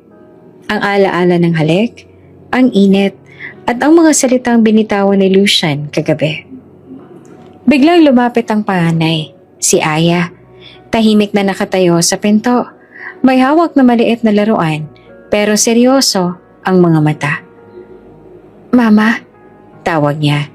Napalingon naman si Anastel. Ngumiti. Oh, Aya, bakit gising ka na? Tulog pa dapat kayo Dahan-dahan namang lumapit ang bata, tsaka nagsalita ng mahina ngunit matalim na boses. Mama, are you falling for him? Napatigil si Anastel. Parang tinamaan ng matalim na sibat. Anong ibig mong sabihin? Umiling ang bata. Don't forget, binabayaran ka para pabagsakan ng pamilya nila. Halos malaglag naman ang hawak na sandok ni Anastel. Napatingin siya sa bata. Gulat at hindi makapaniwala. Paano? Paano alam mo yan? Tumayo si Aya ng tuwid. Tila mas matanda pa kaysa sa totoong edad niya. Narinig ko noon, Mama. Narinig kong kinausap ka ni Ate Marixa. At saka, hindi mo kailanman itinago sa akin kung bakit tayo nandito. Hindi ba't sinabi mo noon? Nagagawin natin ang lahat para makaganti sa pumatay kay Papa. Napaupo naman si Anastel Cecilia. Napayoko. Halos manginig ang kamay. Hindi niya akalaing ganoon ang kalalim ang pagkaintindi ng bata. Aya, mahina niyang bulong. Hindi mo dapat binubuhat ang bigat na to. Anak ka lang. Umiling si Aya. Halos mapaiyak. Hindi na ako bata, Mama. Nakita ko kung paano pinatay ni Don Severus ang aking papa. Nakita ko rin kung paano niya pinaglaruan ang buhay natin. Hindi ko makalimutan yan. Kaya ngayon, ikaw lang ang naasahan ko. Huwag kang bibitaw. Mama, huwag kang magpapaakit kay Lucian. Nang marinig iyon ay parang sinampal si Anastel ng sariling konsensya. Oo, may plano sila. Oo, may mission sila. Ngunit bakit tila bawat araw na lumilipas, bumabagsak ang depensa niya sa harap ng binatang dapat niyang papagsakin. Samantala sa ospital kagabi, habang naroroon si Lucian, hindi iniwan ng bunso. Nakaupo siya sa gilid ng kama, hawak-hawak ang maliit na kamay ng bata. Papa, bulong ng bata habang nakapikit. Nilalagnat pa rin ang bagya. Nagulat naman si Lucian. Ha? Anong sabi mo? Binuka ng bata ang mga mata. Mahina ang boses. Sana, ikaw na lang ang naging papa ko. Ang bait mo at palagi mo akong pinoprotektahan. Kung ikaw ang papa ko, Siguro hindi na ako matatakot sa dilim. Naniga si Lucian. Hindi niya alam kung ano ang sasabihin. Pero unti-unting gumuhit ang ngiti sa kanyang labi. Hinaplos niya ang ulo ng bata at marahang tumango. Kung yan ang gusto mo, sige, ako nang papamumula ngayon. Pumasok si Senyora Merelda na may dalang prutas. Napatigil siya nang marinig ang sinabi ng bata. At ang sagot ni Lucian, dahan-dahan siyang ngumiti, halatang natuwa. Lucian, wika niya. Kung ganito ka na lang sana palagi, mas gagaan ang lahat. Hindi puro bisyo, hindi puro kalokohan. Tingnan mo, nagagampanan mong maging ama, kahit hindi pa ikaw ang tunay na ama nila. Napayo ko si Lucian, mahina ang boses. Ma, hindi ko alam kung kaya ko pero parang gusto ko talagang subukan. Kinagabihan nagbalik sila sa mansyon. Ang mga bata ay nakahiga na. Ngunit si Anastel ay nakaupo pa rin sa veranda, nakatanaw sa buwan. Mabigat ang bibig niya matapos ang usapan nila ng panganay kaninang umaga. Lumapit si Lucian, may hawak na 2 baso ng juice. Para sa'yo, sabi niya at iniabot ang isa. Tinanggap ni Anastel kahit nanginginig ang kamay. Salamat. Tahimik silang uminom hanggang sa magsalita si Lucian. Kagabi sa ospital, tinawag akong papa ng bunso. At alam mo, parang hindi ako tumutol. Siguro kasi matagal ko nang gustong maramdaman na may pamilyang totoo akong maaalagaan. Napatitig naman si Anastel sa kanya. Ang mga mata nito ay seryoso, puno ng sugat, ngunit may lihim na lambing. Lucian, mahina niyang tugon. Halos hindi naman lumalabas sa bibig. Napangiti ito, tsaka inilapit ang kamay sa kanya. Dahan-dahang hinaplos ang pisngi niya. Kung pwede lang, Ana. Sana, maging totoo na tayo. Hindi laro. Hindi pakitang tao. Totoong pamilya. Ako, ikaw, at ang mga bata. Parang sasabog na ang puso ni Anastel, ngunit biglang bumalik sa isip niya ang sinabi ni Aya. Don't forget, binabayaran ka para pabagsakin ang pamilya nila. Naramdaman niyang bumigat ang dibdib niya. Para bang pinipilas ang puso. Dahan-dahan niyang tinanggal ang kamay ni Lucian sa kanyang pisngi. Lucian, huwag tayong magpadala. Sabi niya na halos pabulong. Hindi lahat ng bagay dapat nating ipilit. Nagulat naman ang lalaki pero hindi ito umatas. Lumapit pa lalo. Halos dumampi ang labi niya sa labi ni Anastel. Kung ayaw mong aminin, sige. Pero ramdam kong hindi na laro ito. Tumayo si Lucian at iniwan siyang mag-isa sa veranda. Si Anastel naman napahawak sa tip-tip. Ramdam ang mabilis na tibok ng puso. At sa loob ng kwarto, si Aya nakasilip mula sa pintuan. Nakamasid. Malungkot ang mga mata niya, ngunit matibay. Ma, bulong niya sa sarili. Huwag mong kalimutan ang dahilan kung bakit nandito tayo. Pagdating ni Lucian sa mansyon mula sa isang meeting, agad nilang narinig ang iyak ni Senyora Merelda. Nasa kwarto siya, nakaupo sa gilid ng kama, luhaan at may pasa sa pisngi. Lucian, halos basag ang boses niya. Si Severus, pinagbuhatan na naman ako ng kamay. Nanlaki ang mga mata ni Lucian. Namula ang leeg sa galit. Agad niyang nilapitan ng ina. Hinawakan ng mga braso nito. Mama, bakit hindi mo ako tinawag? Ilang beses ko nang sinasabi, wala siyang karapatan na gawin to. Pero nanginginig si Senyora Merelda, hindi siya makapagsalita.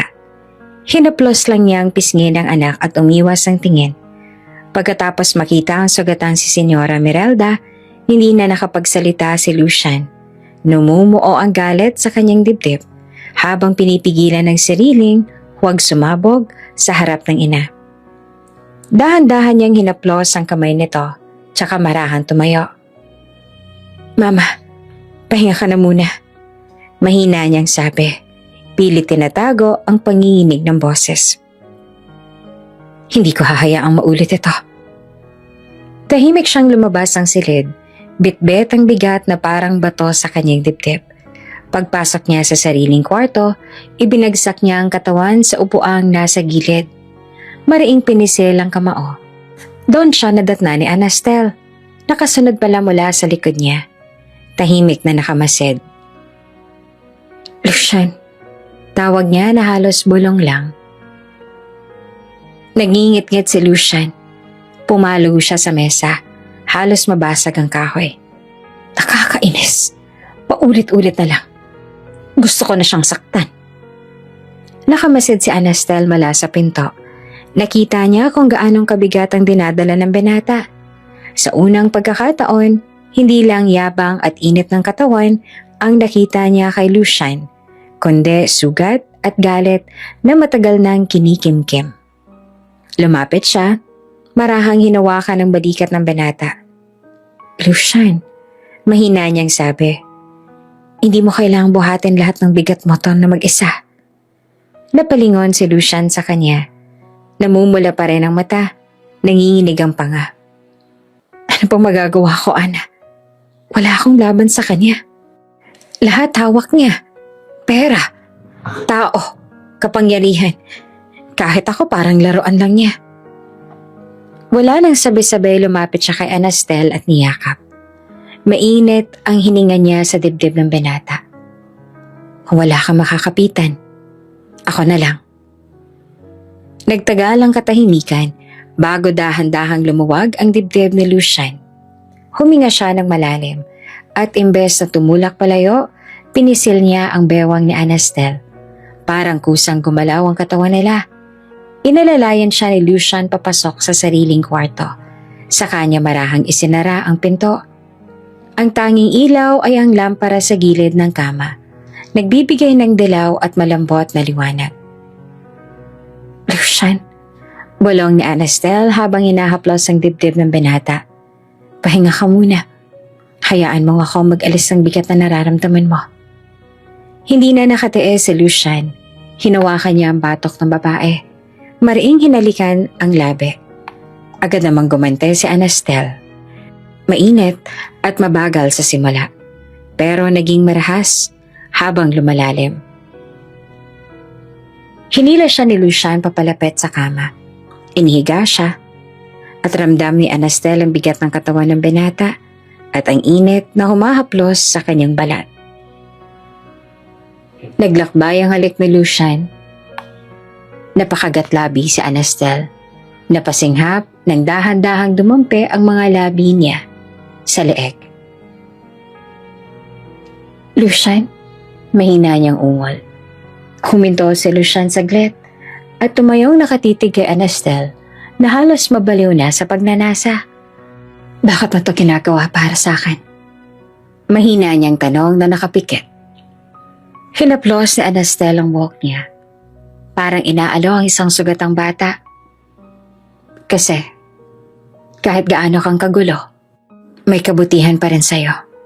Dito, itinuro niya ang puso nito. Unang beses iyon na nakatulog si Lucian sa bisig ng isang babae. Dahil sa pakiramdam ng may nag-aalaga at umaalalay sa kanya. Ngunit sa dilim ng gabing iyon nang tulog na si Lucian, ibang mukha ang ipinapakita ni Anastel. Dahan-dahan siyang bumangon, pinulot ang kanyang damit at tahimik na lumabas ng kwarto. Bitbit ang maliit na flashlight, nagtungo siya sa opisina ni Don Severus. Sinimulan niyang halugugin ang mga drawer, cabinet at kahon. Ang misyon ay hindi nakalimutan. Hanapin ang ebidensya na tuluyang magpapabagsak sa halimaw na iyon. Habang binubuksan niya ang isang lumang kahon, naramdaman niyang nanlalamig ang kanyang kamay. Hindi lamang katawan ang isinuko niya kay Lucian ngayong gabi. Unti-unti, pati puso niya ay nadadala sa larong hindi dapat totoo. Tahimik ang buong mansyon ng gabing iyon. Ang tanging maririnig lamang ay ang mahihinang tunog ng orasan sa hallway at ang ingay ng mga kuliglig sa labas ng bintana. Pumasok sina Anastel at Aya sa opisina ni Don Severus. Kapwa may kaba, ngunit buo na ang loob. Ang ilaw mula sa lampshade ay nagbigay ng malamlam na liwanag. Sapat lang para makita nila ang mesa at ang mga nakakalat na folders sa ibabaw. Siguraduhin mong walang naiwan na bakas, ma. Bulong ni Aya habang isinasarang pinto. Agad naman siyang lumapit sa mga drawer at nagsimulang maghalukay ng papeles. Si Anastel naman ay dumiretso sa malaking cabinet na bakal na nakatako sa likod ng painting. Tinapik niya ang earpiece. Tiberius, narito na kami. Confirm ko may camera pa ang active dito. Clear. Na-disable ko ng feeds mula sa CCTV. May 5 minuto kayo bago mag-auto-reset. Sagot ng Techmaster. Mabilis at malamig ang boses. Napatigil si Aya nang may makita. Mama, tingnan mo to. Inilabas niya ang isang folder. Nandoon ang listahan ng mga accounts, mga pangalan ng dummy corporations, pati na rin ang ilang proyekto na hindi ipinapakita sa publiko. Ang iisang lumutang sa lahat, Project X. Nanginginig ang kamay ni Anastel nang makita iyon. Ito ang patunay. Pero hindi pa sapat. Kailangan natin ang nasa vault. Dahan-dahan niyang hinawi ang painting. Bumungad ang isang matibay na vault na may 6 na button para sa kombinasyon. Walang biometric, walang digital scan, puro manual. Manual vault ito. Bulong niya at halos hindi lumabas ang boses. Hindi ito mahahak ng sistema, Tiberius. Correct. Sagot naman ng Techmaster mula sa earpiece. Kailangan niya ng tamang code. Lumapit si Aya. Tinapik ang frame na nakasabit malapit sa vault. Mama, tingnan mo. Sa gilid naman ng frame ay may nakaukit na maliit na numero. 6 na digits, bahagyang natatakpan ng alikabok. Pinunasan ni Anastel gamit ang daliri. Subukan natin. Bulong niya at pinindot ang mga numero. Dahan-dahan at may kaba. Ang una, tama. Ang pangalawa, tama rin. Ang 2 berdeng indicator ay umilaw.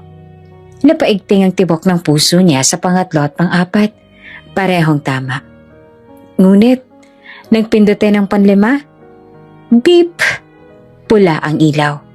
Muntik nang mapaigtad si Aya. Shoot! Wrong input. Mabilis na sabi ni Tiberius. 2 maling input lang at mag-a-alarm yan.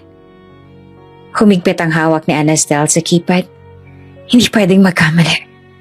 Huminga siya ng malalim. Naaalala niya ang isang bagay. Ang tattoo sa pusod ni Lucian. 6 na digits. Hindi niya makalimutan ang 4 na una dahil minsang dumampi ang mga mata niya roon. Nang minsan na siyang muntik matukso. Napatingin siya kay Aya. Alam ko na kung saan ko makikita ang tamang kombinasyon. Mama, seryosong sagot ng bata. Ibig sabihin kailangan mo bumalik sa kanya? Ikaw lang makakagawa niyan. Sandaling natahimik si Anastel. Naroon ang alanganin. Plano ba niya talagang ibigay ang katawan niya para makuha ang code? O may ibang paraan? Ngunit alam niya, oras ang kalaban niya. At kung si Don Severus nga humawak ulit sa mga papeles na yon, masisira ang lahat. Kung yan ang kailangan, gagawin ko. Mahinang sambit niya, halos pabulong. Kahit pakapalit ang katawan ko. Tumikim si Aya, halatang nag-aalangan. Mama, sigurado ka ba? Hindi ka ba natatakot na baka malunod ka sa laro niya? Ngumiti na lang si Anastel ng mapait. Anak, matagal na akong sanay sa laro ng apoy. Ang tanong, hanggang kailan ako tatagal bago masunog? Pinikit niya ang mata, tsaka muling tinapik ang earpiece. Tiberius, pull us out. Hindi ko kayang ipilit ngayon. I'll find another chance. Copy. Mabilis na sagot ng Techmaster. 2 minuto bago magbalik ang feed ng CCTV. Kailangan niyo na makaalis. Agad nilang inayos ang mga papel. Ibinalik ang painting sa dati nitong pwesto at binura ang anumang bakas ng kanilang presensya. Lumabas sila ng opisina, halos sabay ang hakbang at humugot ng malalim na hininga nang tuluyan ng masara ang pinto. Pagdating sa hallway, hinawakan ni Aya ang kamay ng kanyang ina. Mama, huwag mong kalimutan ang totoo. Kung masyado ka lumapit kay Lucian, baka malimutan mo kung bakit tayo nandito. Tumigil si Anastel, tumitig sa anak. Hindi niya alam kung paano sasagutin iyon. Ang puso niya, dahan-dahan ang natatali sa lalaking dapat ay target lamang. Ngunit ang misyon, ang hustisya para sa ama ni Aya at sa lahat ng biktima ni Don Severus, iyon ang dahilan kung bakit siya nandito. Pagbalik sa sariling silid, ibinagsak niya ang sarili sa kama. Hinaplos ang dibdib. Ramdam ang bilis ng tibok ng puso.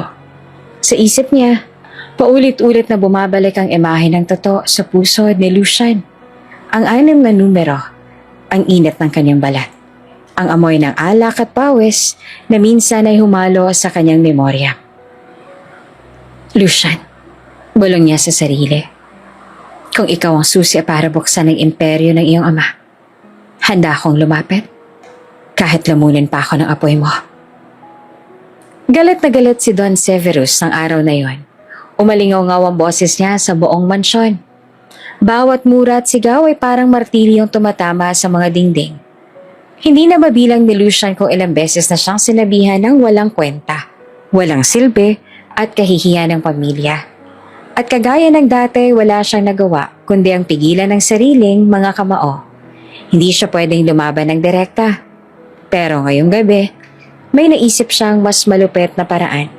Kaya nang makasalubong niya si Anastel sa hallway, hindi siya nagdalawang isip. Hinawakan niya agad ang pulso nito at marahas na hinila. Lucian, ano ba? Bulong ni Anastel. Nagulat sa biglang kilos niya. Hindi siya sumagot. Tahimik, ngunit madiin ang bawat hakbang hanggang makarating sila sa terrace ng mansyon. Ang hangin ng gabi ay malamig, ngunit ramdam ni Anastel ang apoy sa pagkakahawak ni Lucian sa kanya. Pagkabitiw niya ay tumitig si Lucian sa dilim. Kita ang apoy ng galit sa mga mata. Hindi ko na kaya. Kung gusto ng ama ko na sunod ako ng sunod, bibigyan ko siya ng bagay na hindi niya makakaya. Gagawa ako ng iskandalo na dudurog sa pangalan namin. Nagtaka si Anastel at napakunot noo. Anong ibig mong sabihin? Huminga ng malalim si Lucian, tsaka humarap sa kanya. Malamig ang boses, pero matalim ang bawat salita. Pakakasalan kita. Parang natigil naman ang mundo sa sinabi niyang yon. Nanlaki ang mga mata ni Anastel. Hindi niya alam kung tatawa ba siya o magugulat. Ngunit sa ilalim ng pagkabigla, mabilis na nagtrabaho ang utak niya. Ito na ang oportunidad na kailangan niya. Ang mas mapalapit kay Lucian at mas madaling matuklasan ang lihim na tinatago ng kanyang pamilya. Pati na ang 6 na numerong nasa pusod ng binata. Pakakasalan mo ko? Malamig niyang ulit, nakataas ang kilay.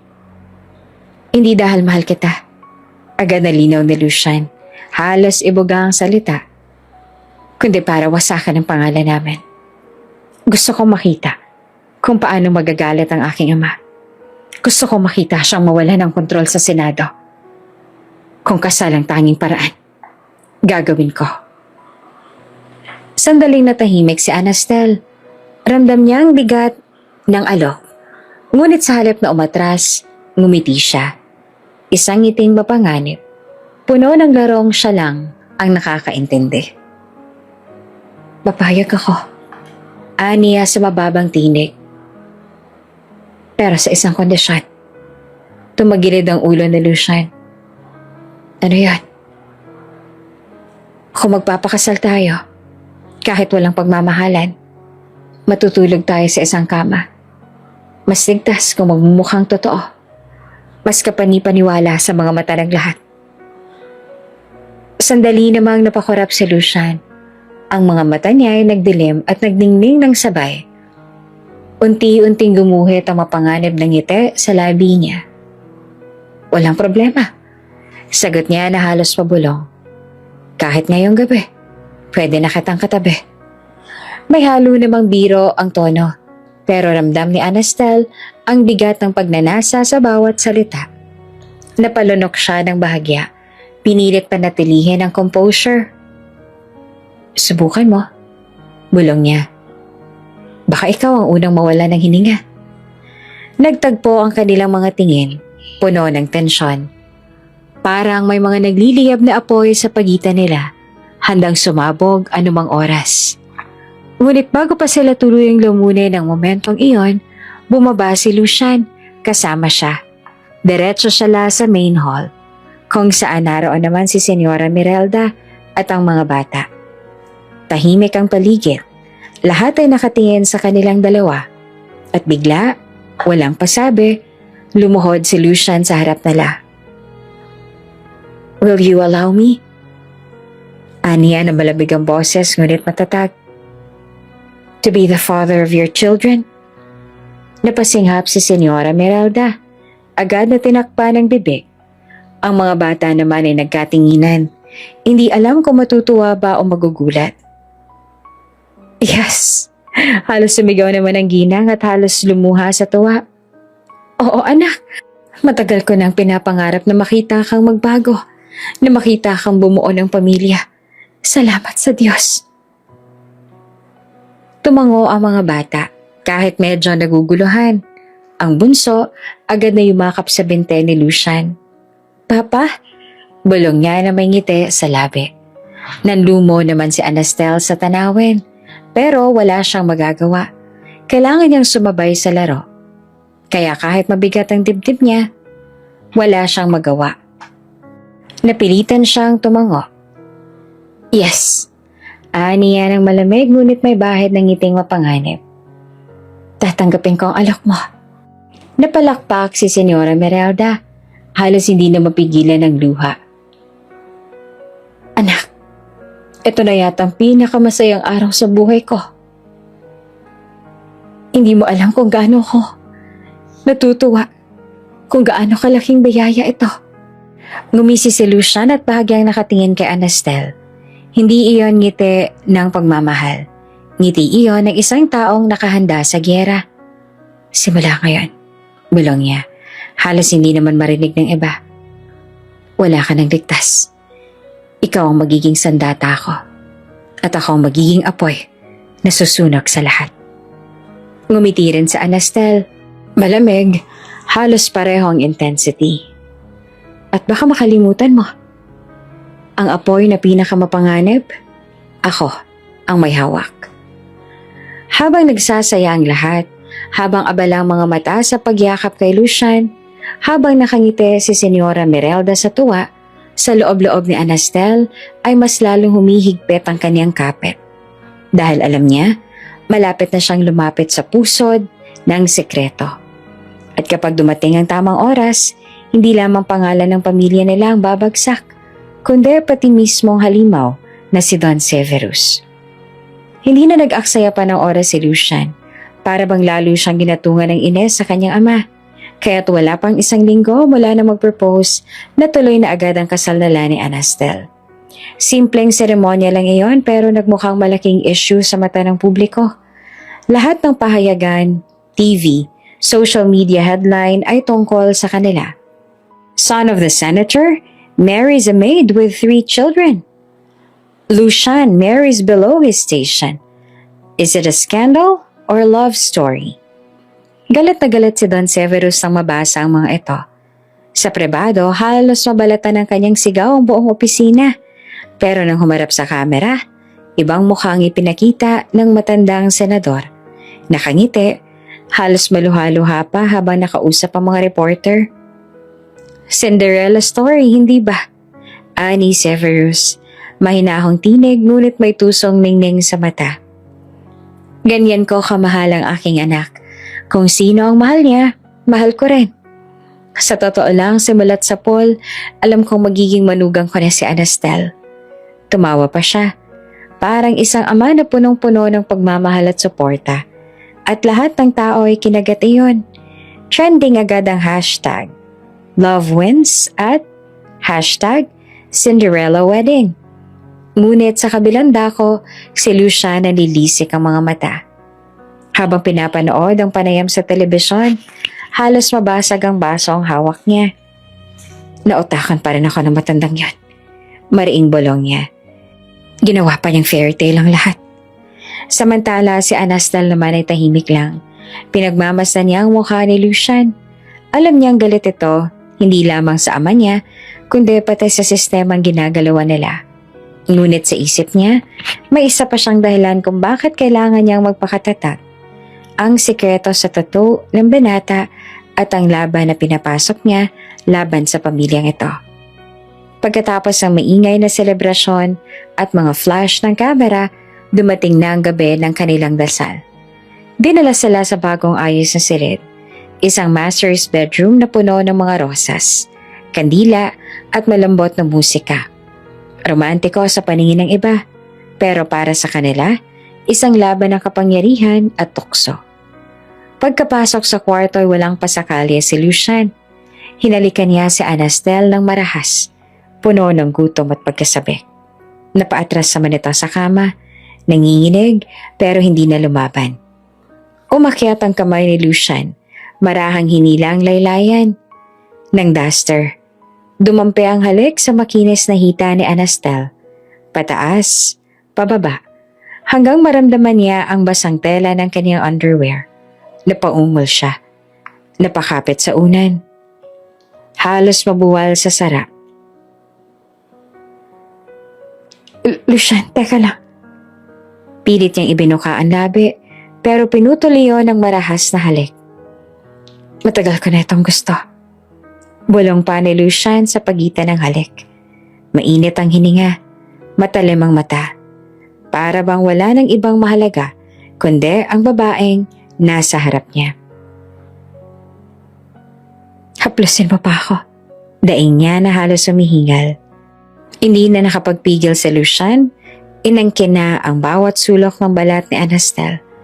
Bawat hebla ng buhok, bawat paghinga. Sa isang iglap, nagsanib sila sa ilalim ng kumot.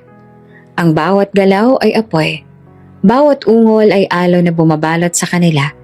Hanggang sa sabay na sumabog ang init ng kanilang katawan. Pawisan at hingal. Naglapat ang tingin nila. Ngunit biglang natigilan si Lucian. Virgin si Anastel? Sa isip niya at nang mapansin ang pulang bakas sa kumot, doon siya biglang napatigil. Kita niya ang pulang bakas sa kumot. Nanlaki ang mga mata niya. Napahinto at tila hindi makapaniwala. Akala ko ba 3 ng anak mo? Bulong ni Lucian. Gulat at halong kaba ang tinig. Nanginginig si Anastel, ngunit mabilis siyang nakaisip. Hindi siya pwedeng mabuko. Hindi pwedeng mahulog ang lahat ng plano. Kaya kahit nanginginig ang luha, pilit niyang pinatatag ang tinig. Mga pamangkin kasala. Mahina ngunit matatag niyang sagot. Ako lang tumayong ina. Tumigil naman si Lucian at halos hindi makagalaw. Pinagmasdan niya ang mukha ni Anastel, ang bahagyang nanginig nitong labi. Ang mga matang puno ng sakit. Pamangkin? Bulong niyang muli. Dahan-daan, binuo ni Anastel ang isang kwento.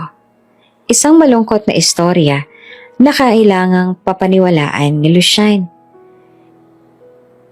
Iniwan sila ng kanilang ama, si Luther. Dati siyang undersecretary. Naipit sa kaso na hindi naman siyang may sala. Napasubo lang.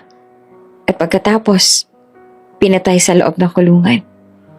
Sinira ng sistemang hawak ng mismong ama mo. Ang buong pamilya nila kaya simula noon. Ako nang tumayong ina nila. Akong sumalo ng lahat. Habang nagsasalita siya, ramdam niya ang kirot sa bawat salitang binibitiwan. Bahagi ng totoo, bahagi ng kasinungalingan. Isang halo ng kwento para maprotektahan ng mga bata at manatiling buhay ang misyon niya laban sa pamilya ni Lucian.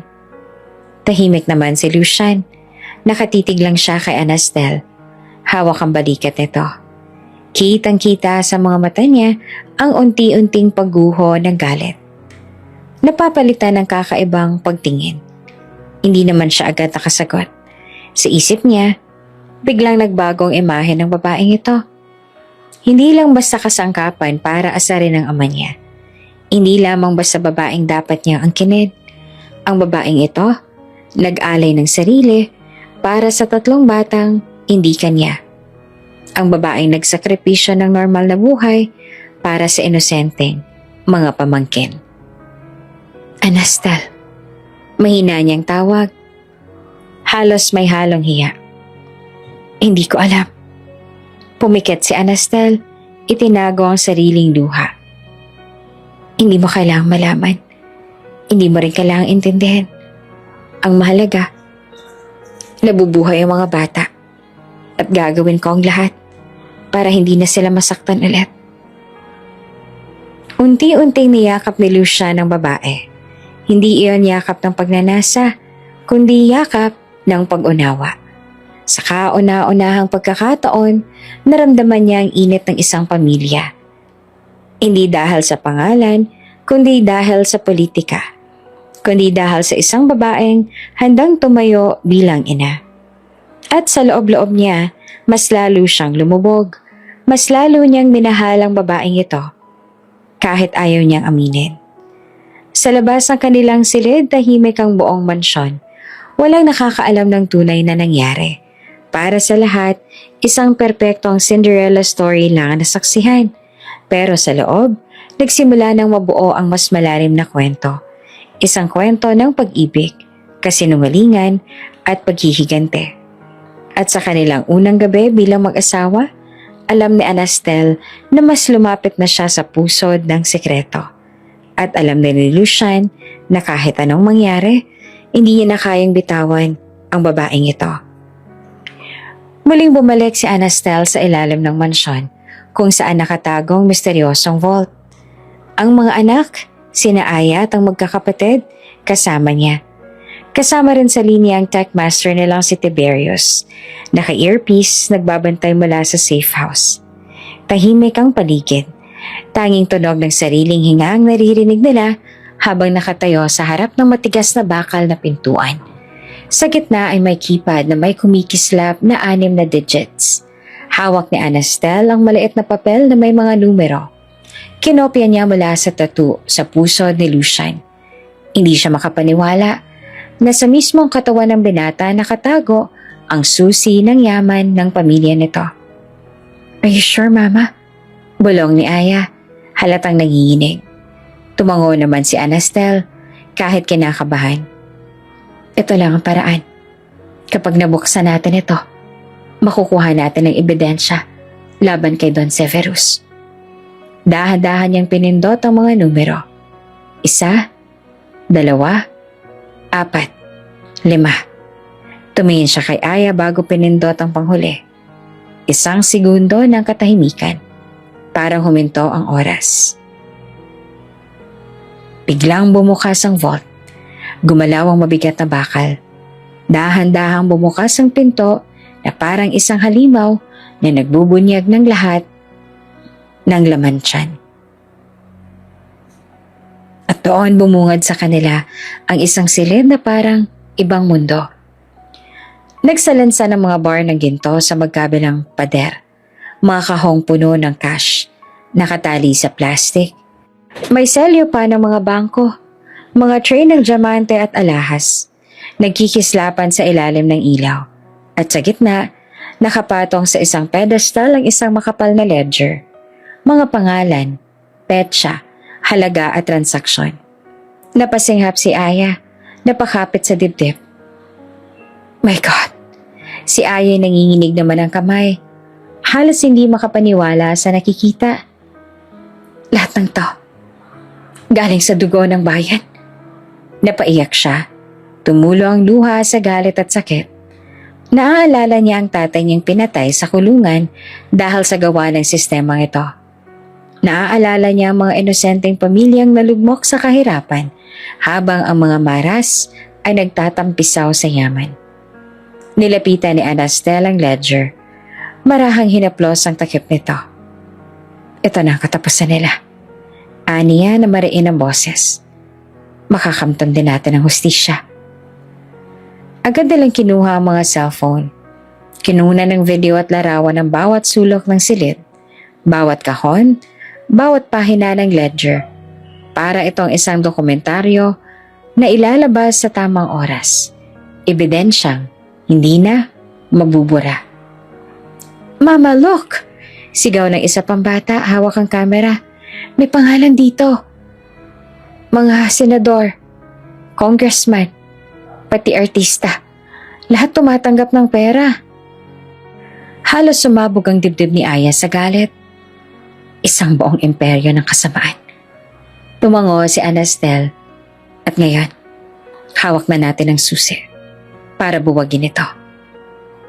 Pero sa mismong oras na yon, biglang tumahimik ang paligid. Narinig nila ang tunog ng isang baso. Ang kaluskos ng yelo sa loob ng whiskey glass. Nagtinginan silang lahat. Mabagal silang lumingon papunta sa pinto ng vault. At doon nakita nila si Don Severus Maras. Nakatayo siya, suot ang puting barong. Ang isa niyang kamay ay nakapasok sa bulsa, habang ang isa ay hawak ang baso ng whiskey. Malamig ang kanyang mga mata. Walang bakas ng gulat o ng emosyon. Para bang inaabangan niya talagang eksaktong sandaling ito. "Ang tapang ninyo," malamig niyong wika. "Ginagalaw niyong hindi niyo pag-aari." Napakapit si Aya sa braso ng ina, nanginginig. Si Anastal naman nakahawak pa rin sa cellphone na may nakabukas na kamera. Hindi alam kung dapat bang tumakbo o magpatuloy sa pagkuha ng ebidensya. Lumapit pa si Severus. Bawat takbang niya ay mabigat at nakatindig balahibo. Uminom siya ng isang lagok ng whiskey, tsaka ngumiti na mapait. "Akala niyo ba? Matatalo niyo ako sa sarili kong laro?" Nanginginig si Anastel, pero hindi siya umurong. Hinarap niya ang matanda. "Lahat ng to, ninakaw mo sa bayan. Sa mga taong dapat mong pinoprotektahan. May ebidensya na kami."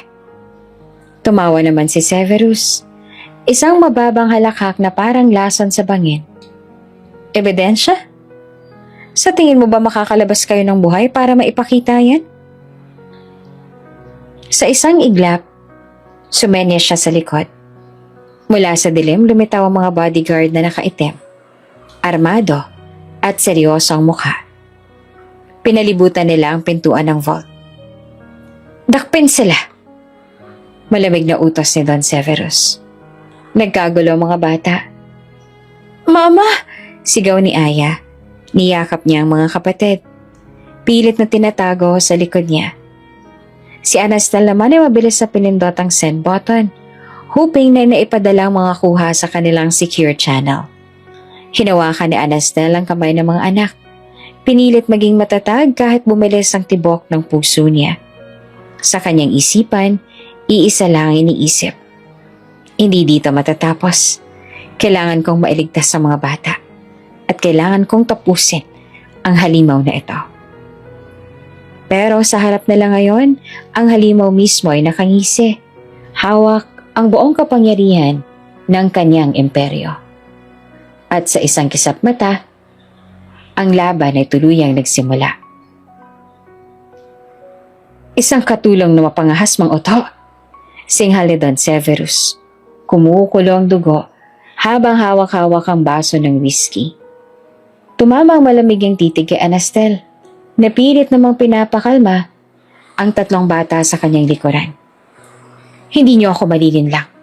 Hindi niyo ako kayang talunin." Sa isang iglap, pumalakpak siya. Lumabas ang mga tauhan. Malalaki ang katawan. Armado ng barel. Agad nilang hinablot si Anastel at ang tatlong bata. Nagpumiglas si Aya. Sinubukang ipagtanggol ang mga kapatid. Pero mabilis siyang tinadyakan sa tiyan. Napasigaw si Anastel. "Wag! Mga bata lang sila!" Ngunit walang awa.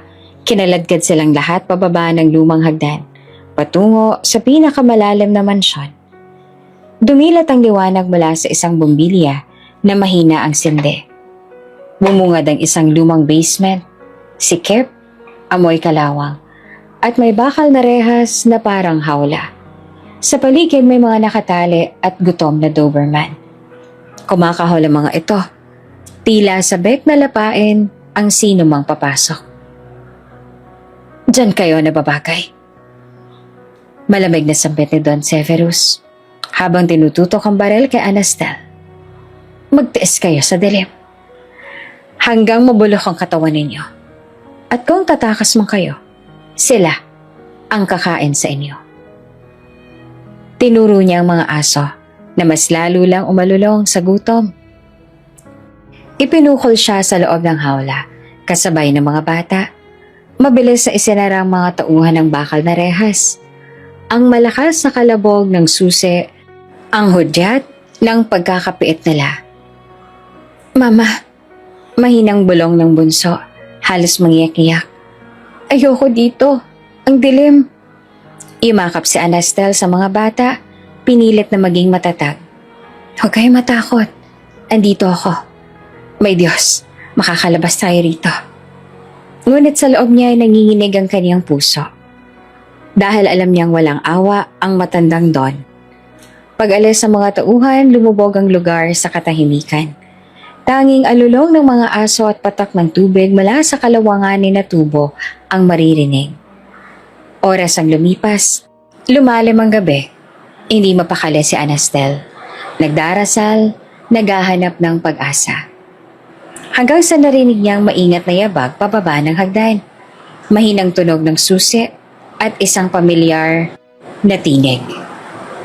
Anastel, bulong ni Lucia na halos hindi huminga sa kaba. Pawis ang bumalat sa kanyang noo. Nanginginig ang mga kamay. Dahan-dahan niyang binuksan ang rehas. Tumakas na kayo, bago pa kayo abutan ng aking ama. Napatayo si Anastel, hindi siya makapaniwala. Lucian, bakit mo ito ginagawa? Delikado ka rito. Hindi ko na kaya. Sagot niya, nag-aralgal ang boses. Hindi kita pwedeng pabayaan. Mahal kita, pati ang mga bata. Itinuturing kong akin. Tumulo ang luha ni Anastel. Bago pa man makalabas, hinawakan niyang mukha ni Lucian at walang pag-alinlangan na idinikit ang labi sa kanya. Isang halik, mainit, mahaba, at puno ng pagnanasa. Isang halik na maaaring pamamaalam o panibagong pangako ng buhay na wala pa silang kasiguraduhan. Sa labas ay mabilis na gumalaw sina Tiberios at Marixa. Nakapasok sila sa silid control, pinatay ang CCTV at kinuha ang mahahalagang ebidensya mula sa computer ng mansyon. Mga video, ledger, at dokumento na magbubunyag ng yaman at kasalanan ng pamilyang Maras. Bilis, wala na tayong oras! Sigaw ni Marixa habang sinusuksok ang USB at mga envelope sa kanyang bag. Ngunit hindi na sila nakalayo. Mula sa dilim, biglang bumungad si Don Severus. Nakangisi. Lucian! Napatigil si Lucian, hawak pang susi ng rehas. Lumingon siya at doon bumungad ang malamig na mga mata ng kanyang ama. Anong ginagawa mo? Mabigat ang tinig ni Don Severus. Nanginginig sa galit. Nangingilid ang luha ni Lucian. Hindi na ako makikiisa sa kasamaan mo. Hindi sila kalaban. Sila ang pamilya ko. Pamilya? Sigaw ng matanda. Mababa ang tingin mo sa sarili mo. Pinili mong ipagpalit ang pangalan natin sa isang babaeng kaladkarin at mga batang ulila?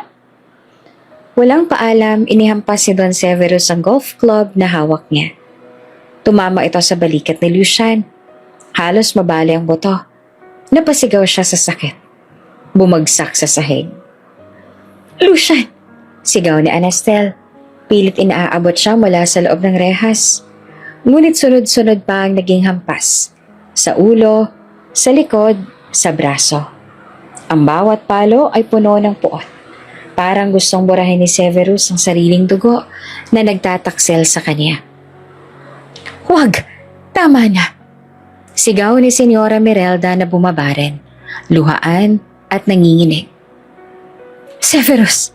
Anak mo yan, maawa ka! Huwag mo siyang patayin! Ngunit hindi nakinig ang matanda. Patuloy niyang hinampas si Lucian hanggang sa bumalot ang dugo sa sahig. Humihingal siya, nanlisik ang mga mata.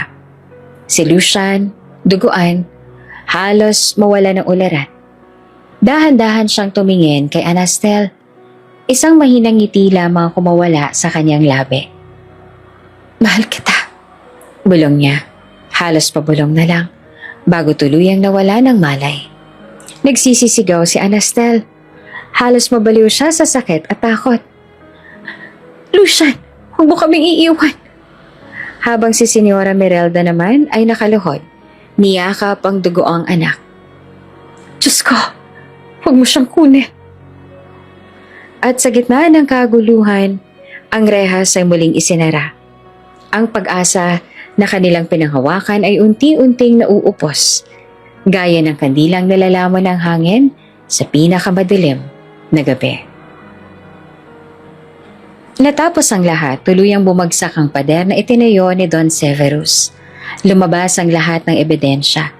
Ang mga ledger, ang mga bank account, pati ang gold bars at cash na nakatago sa ilalim ng lupa ng mansyon ng mga Maras. Kasama ang mga pangalan ng senador, ang daang-daang opisyal na matagal nang nagnanakaw sa kaba ng bayan. Hindi nakatakas si Don Severus. Nabulok siya sa kulungan. Hindi lang bilang kriminal kundi bilang isang pangalan na kinamumuhuian ng buong bayan. Sa loob ng kulungan kasama niyang mga kasabwat, mga general, mga undersecretaries at ilang taong dati inaakalang malilinis. Sa labas, hindi rin nakaligtas ang anak niyang si Cassiel. Kahit wala itong direktang kasalanan, nadamay ang pangalan. Ang career niyang pinaghirapan, binaha ng mga bashers at binura ng isang katotohanan. Anak siya ng isang halimaw. Si Lucian naman ang minsang kanang kamay ng kanyang ama ay nakulong din.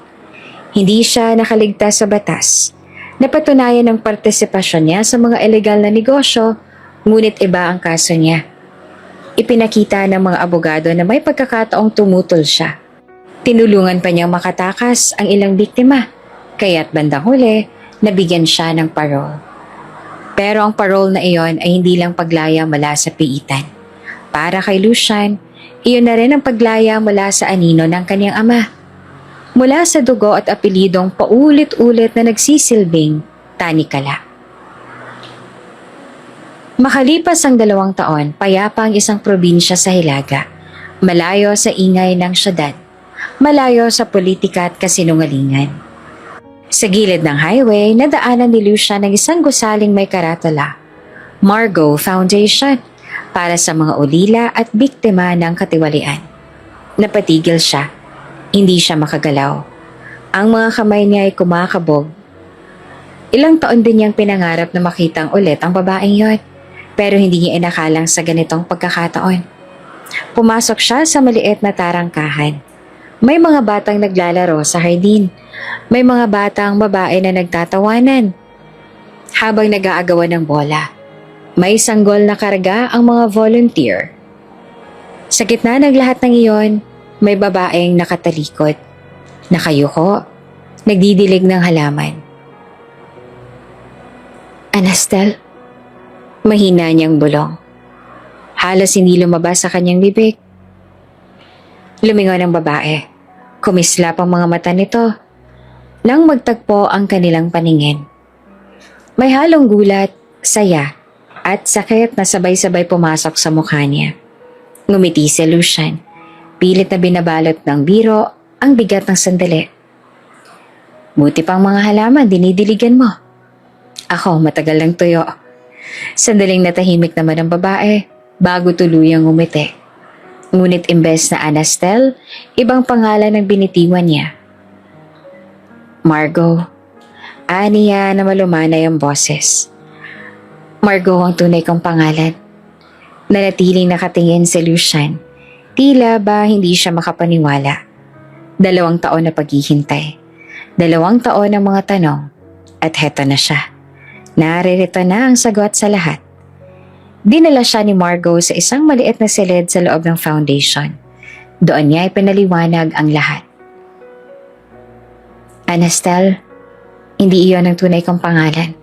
Panimula niya habang nakaupo at pinaglalaroan ng baso ng tubig.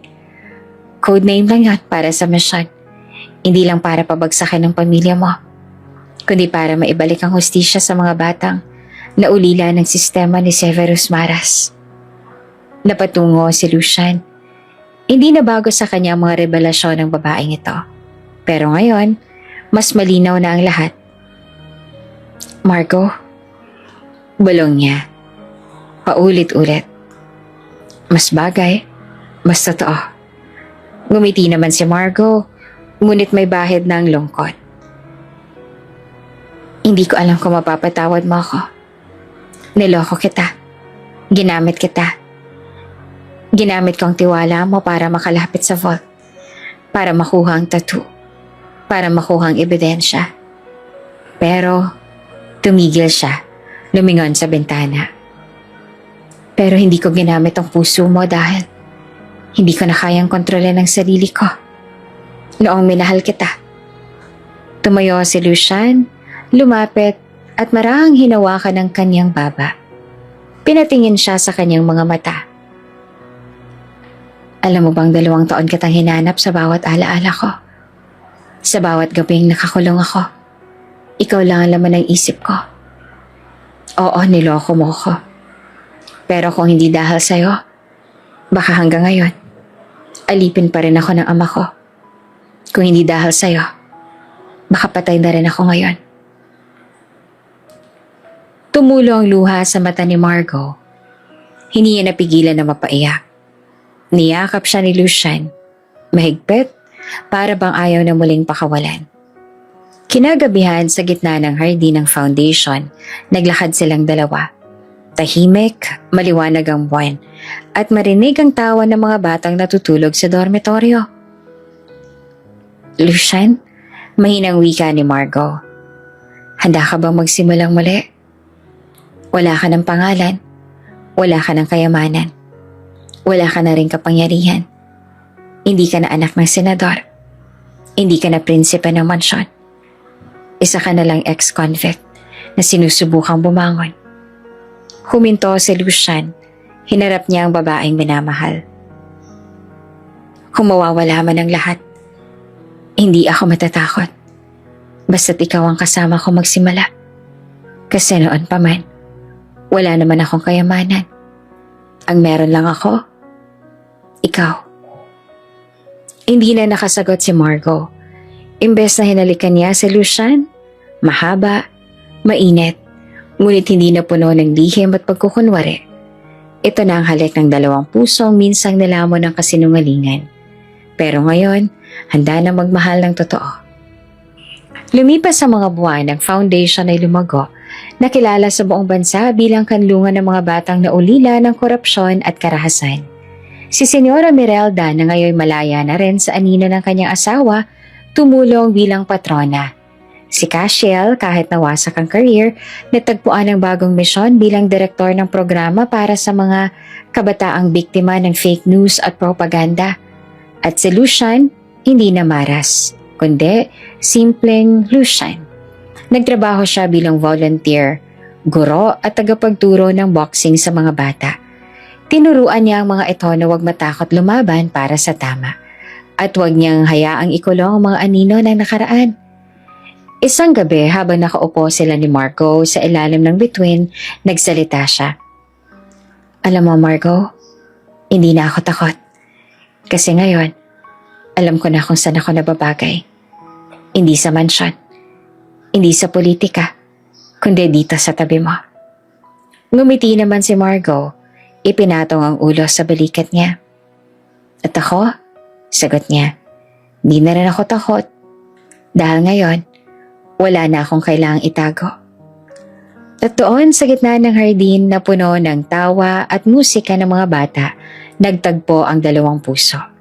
Hindi na bilang kaaway at manluloko, hindi na bilang anak ng isang halimaw at espiya, kundi bilang 2 taong handang bumuo ng bagong simula. Bago ka pa lang sa channel neto, ibang kwento ni Ate Jane, istorya mo, ikwento ko. Huwag kalimutang pindutin ang notification bell at subscribe button.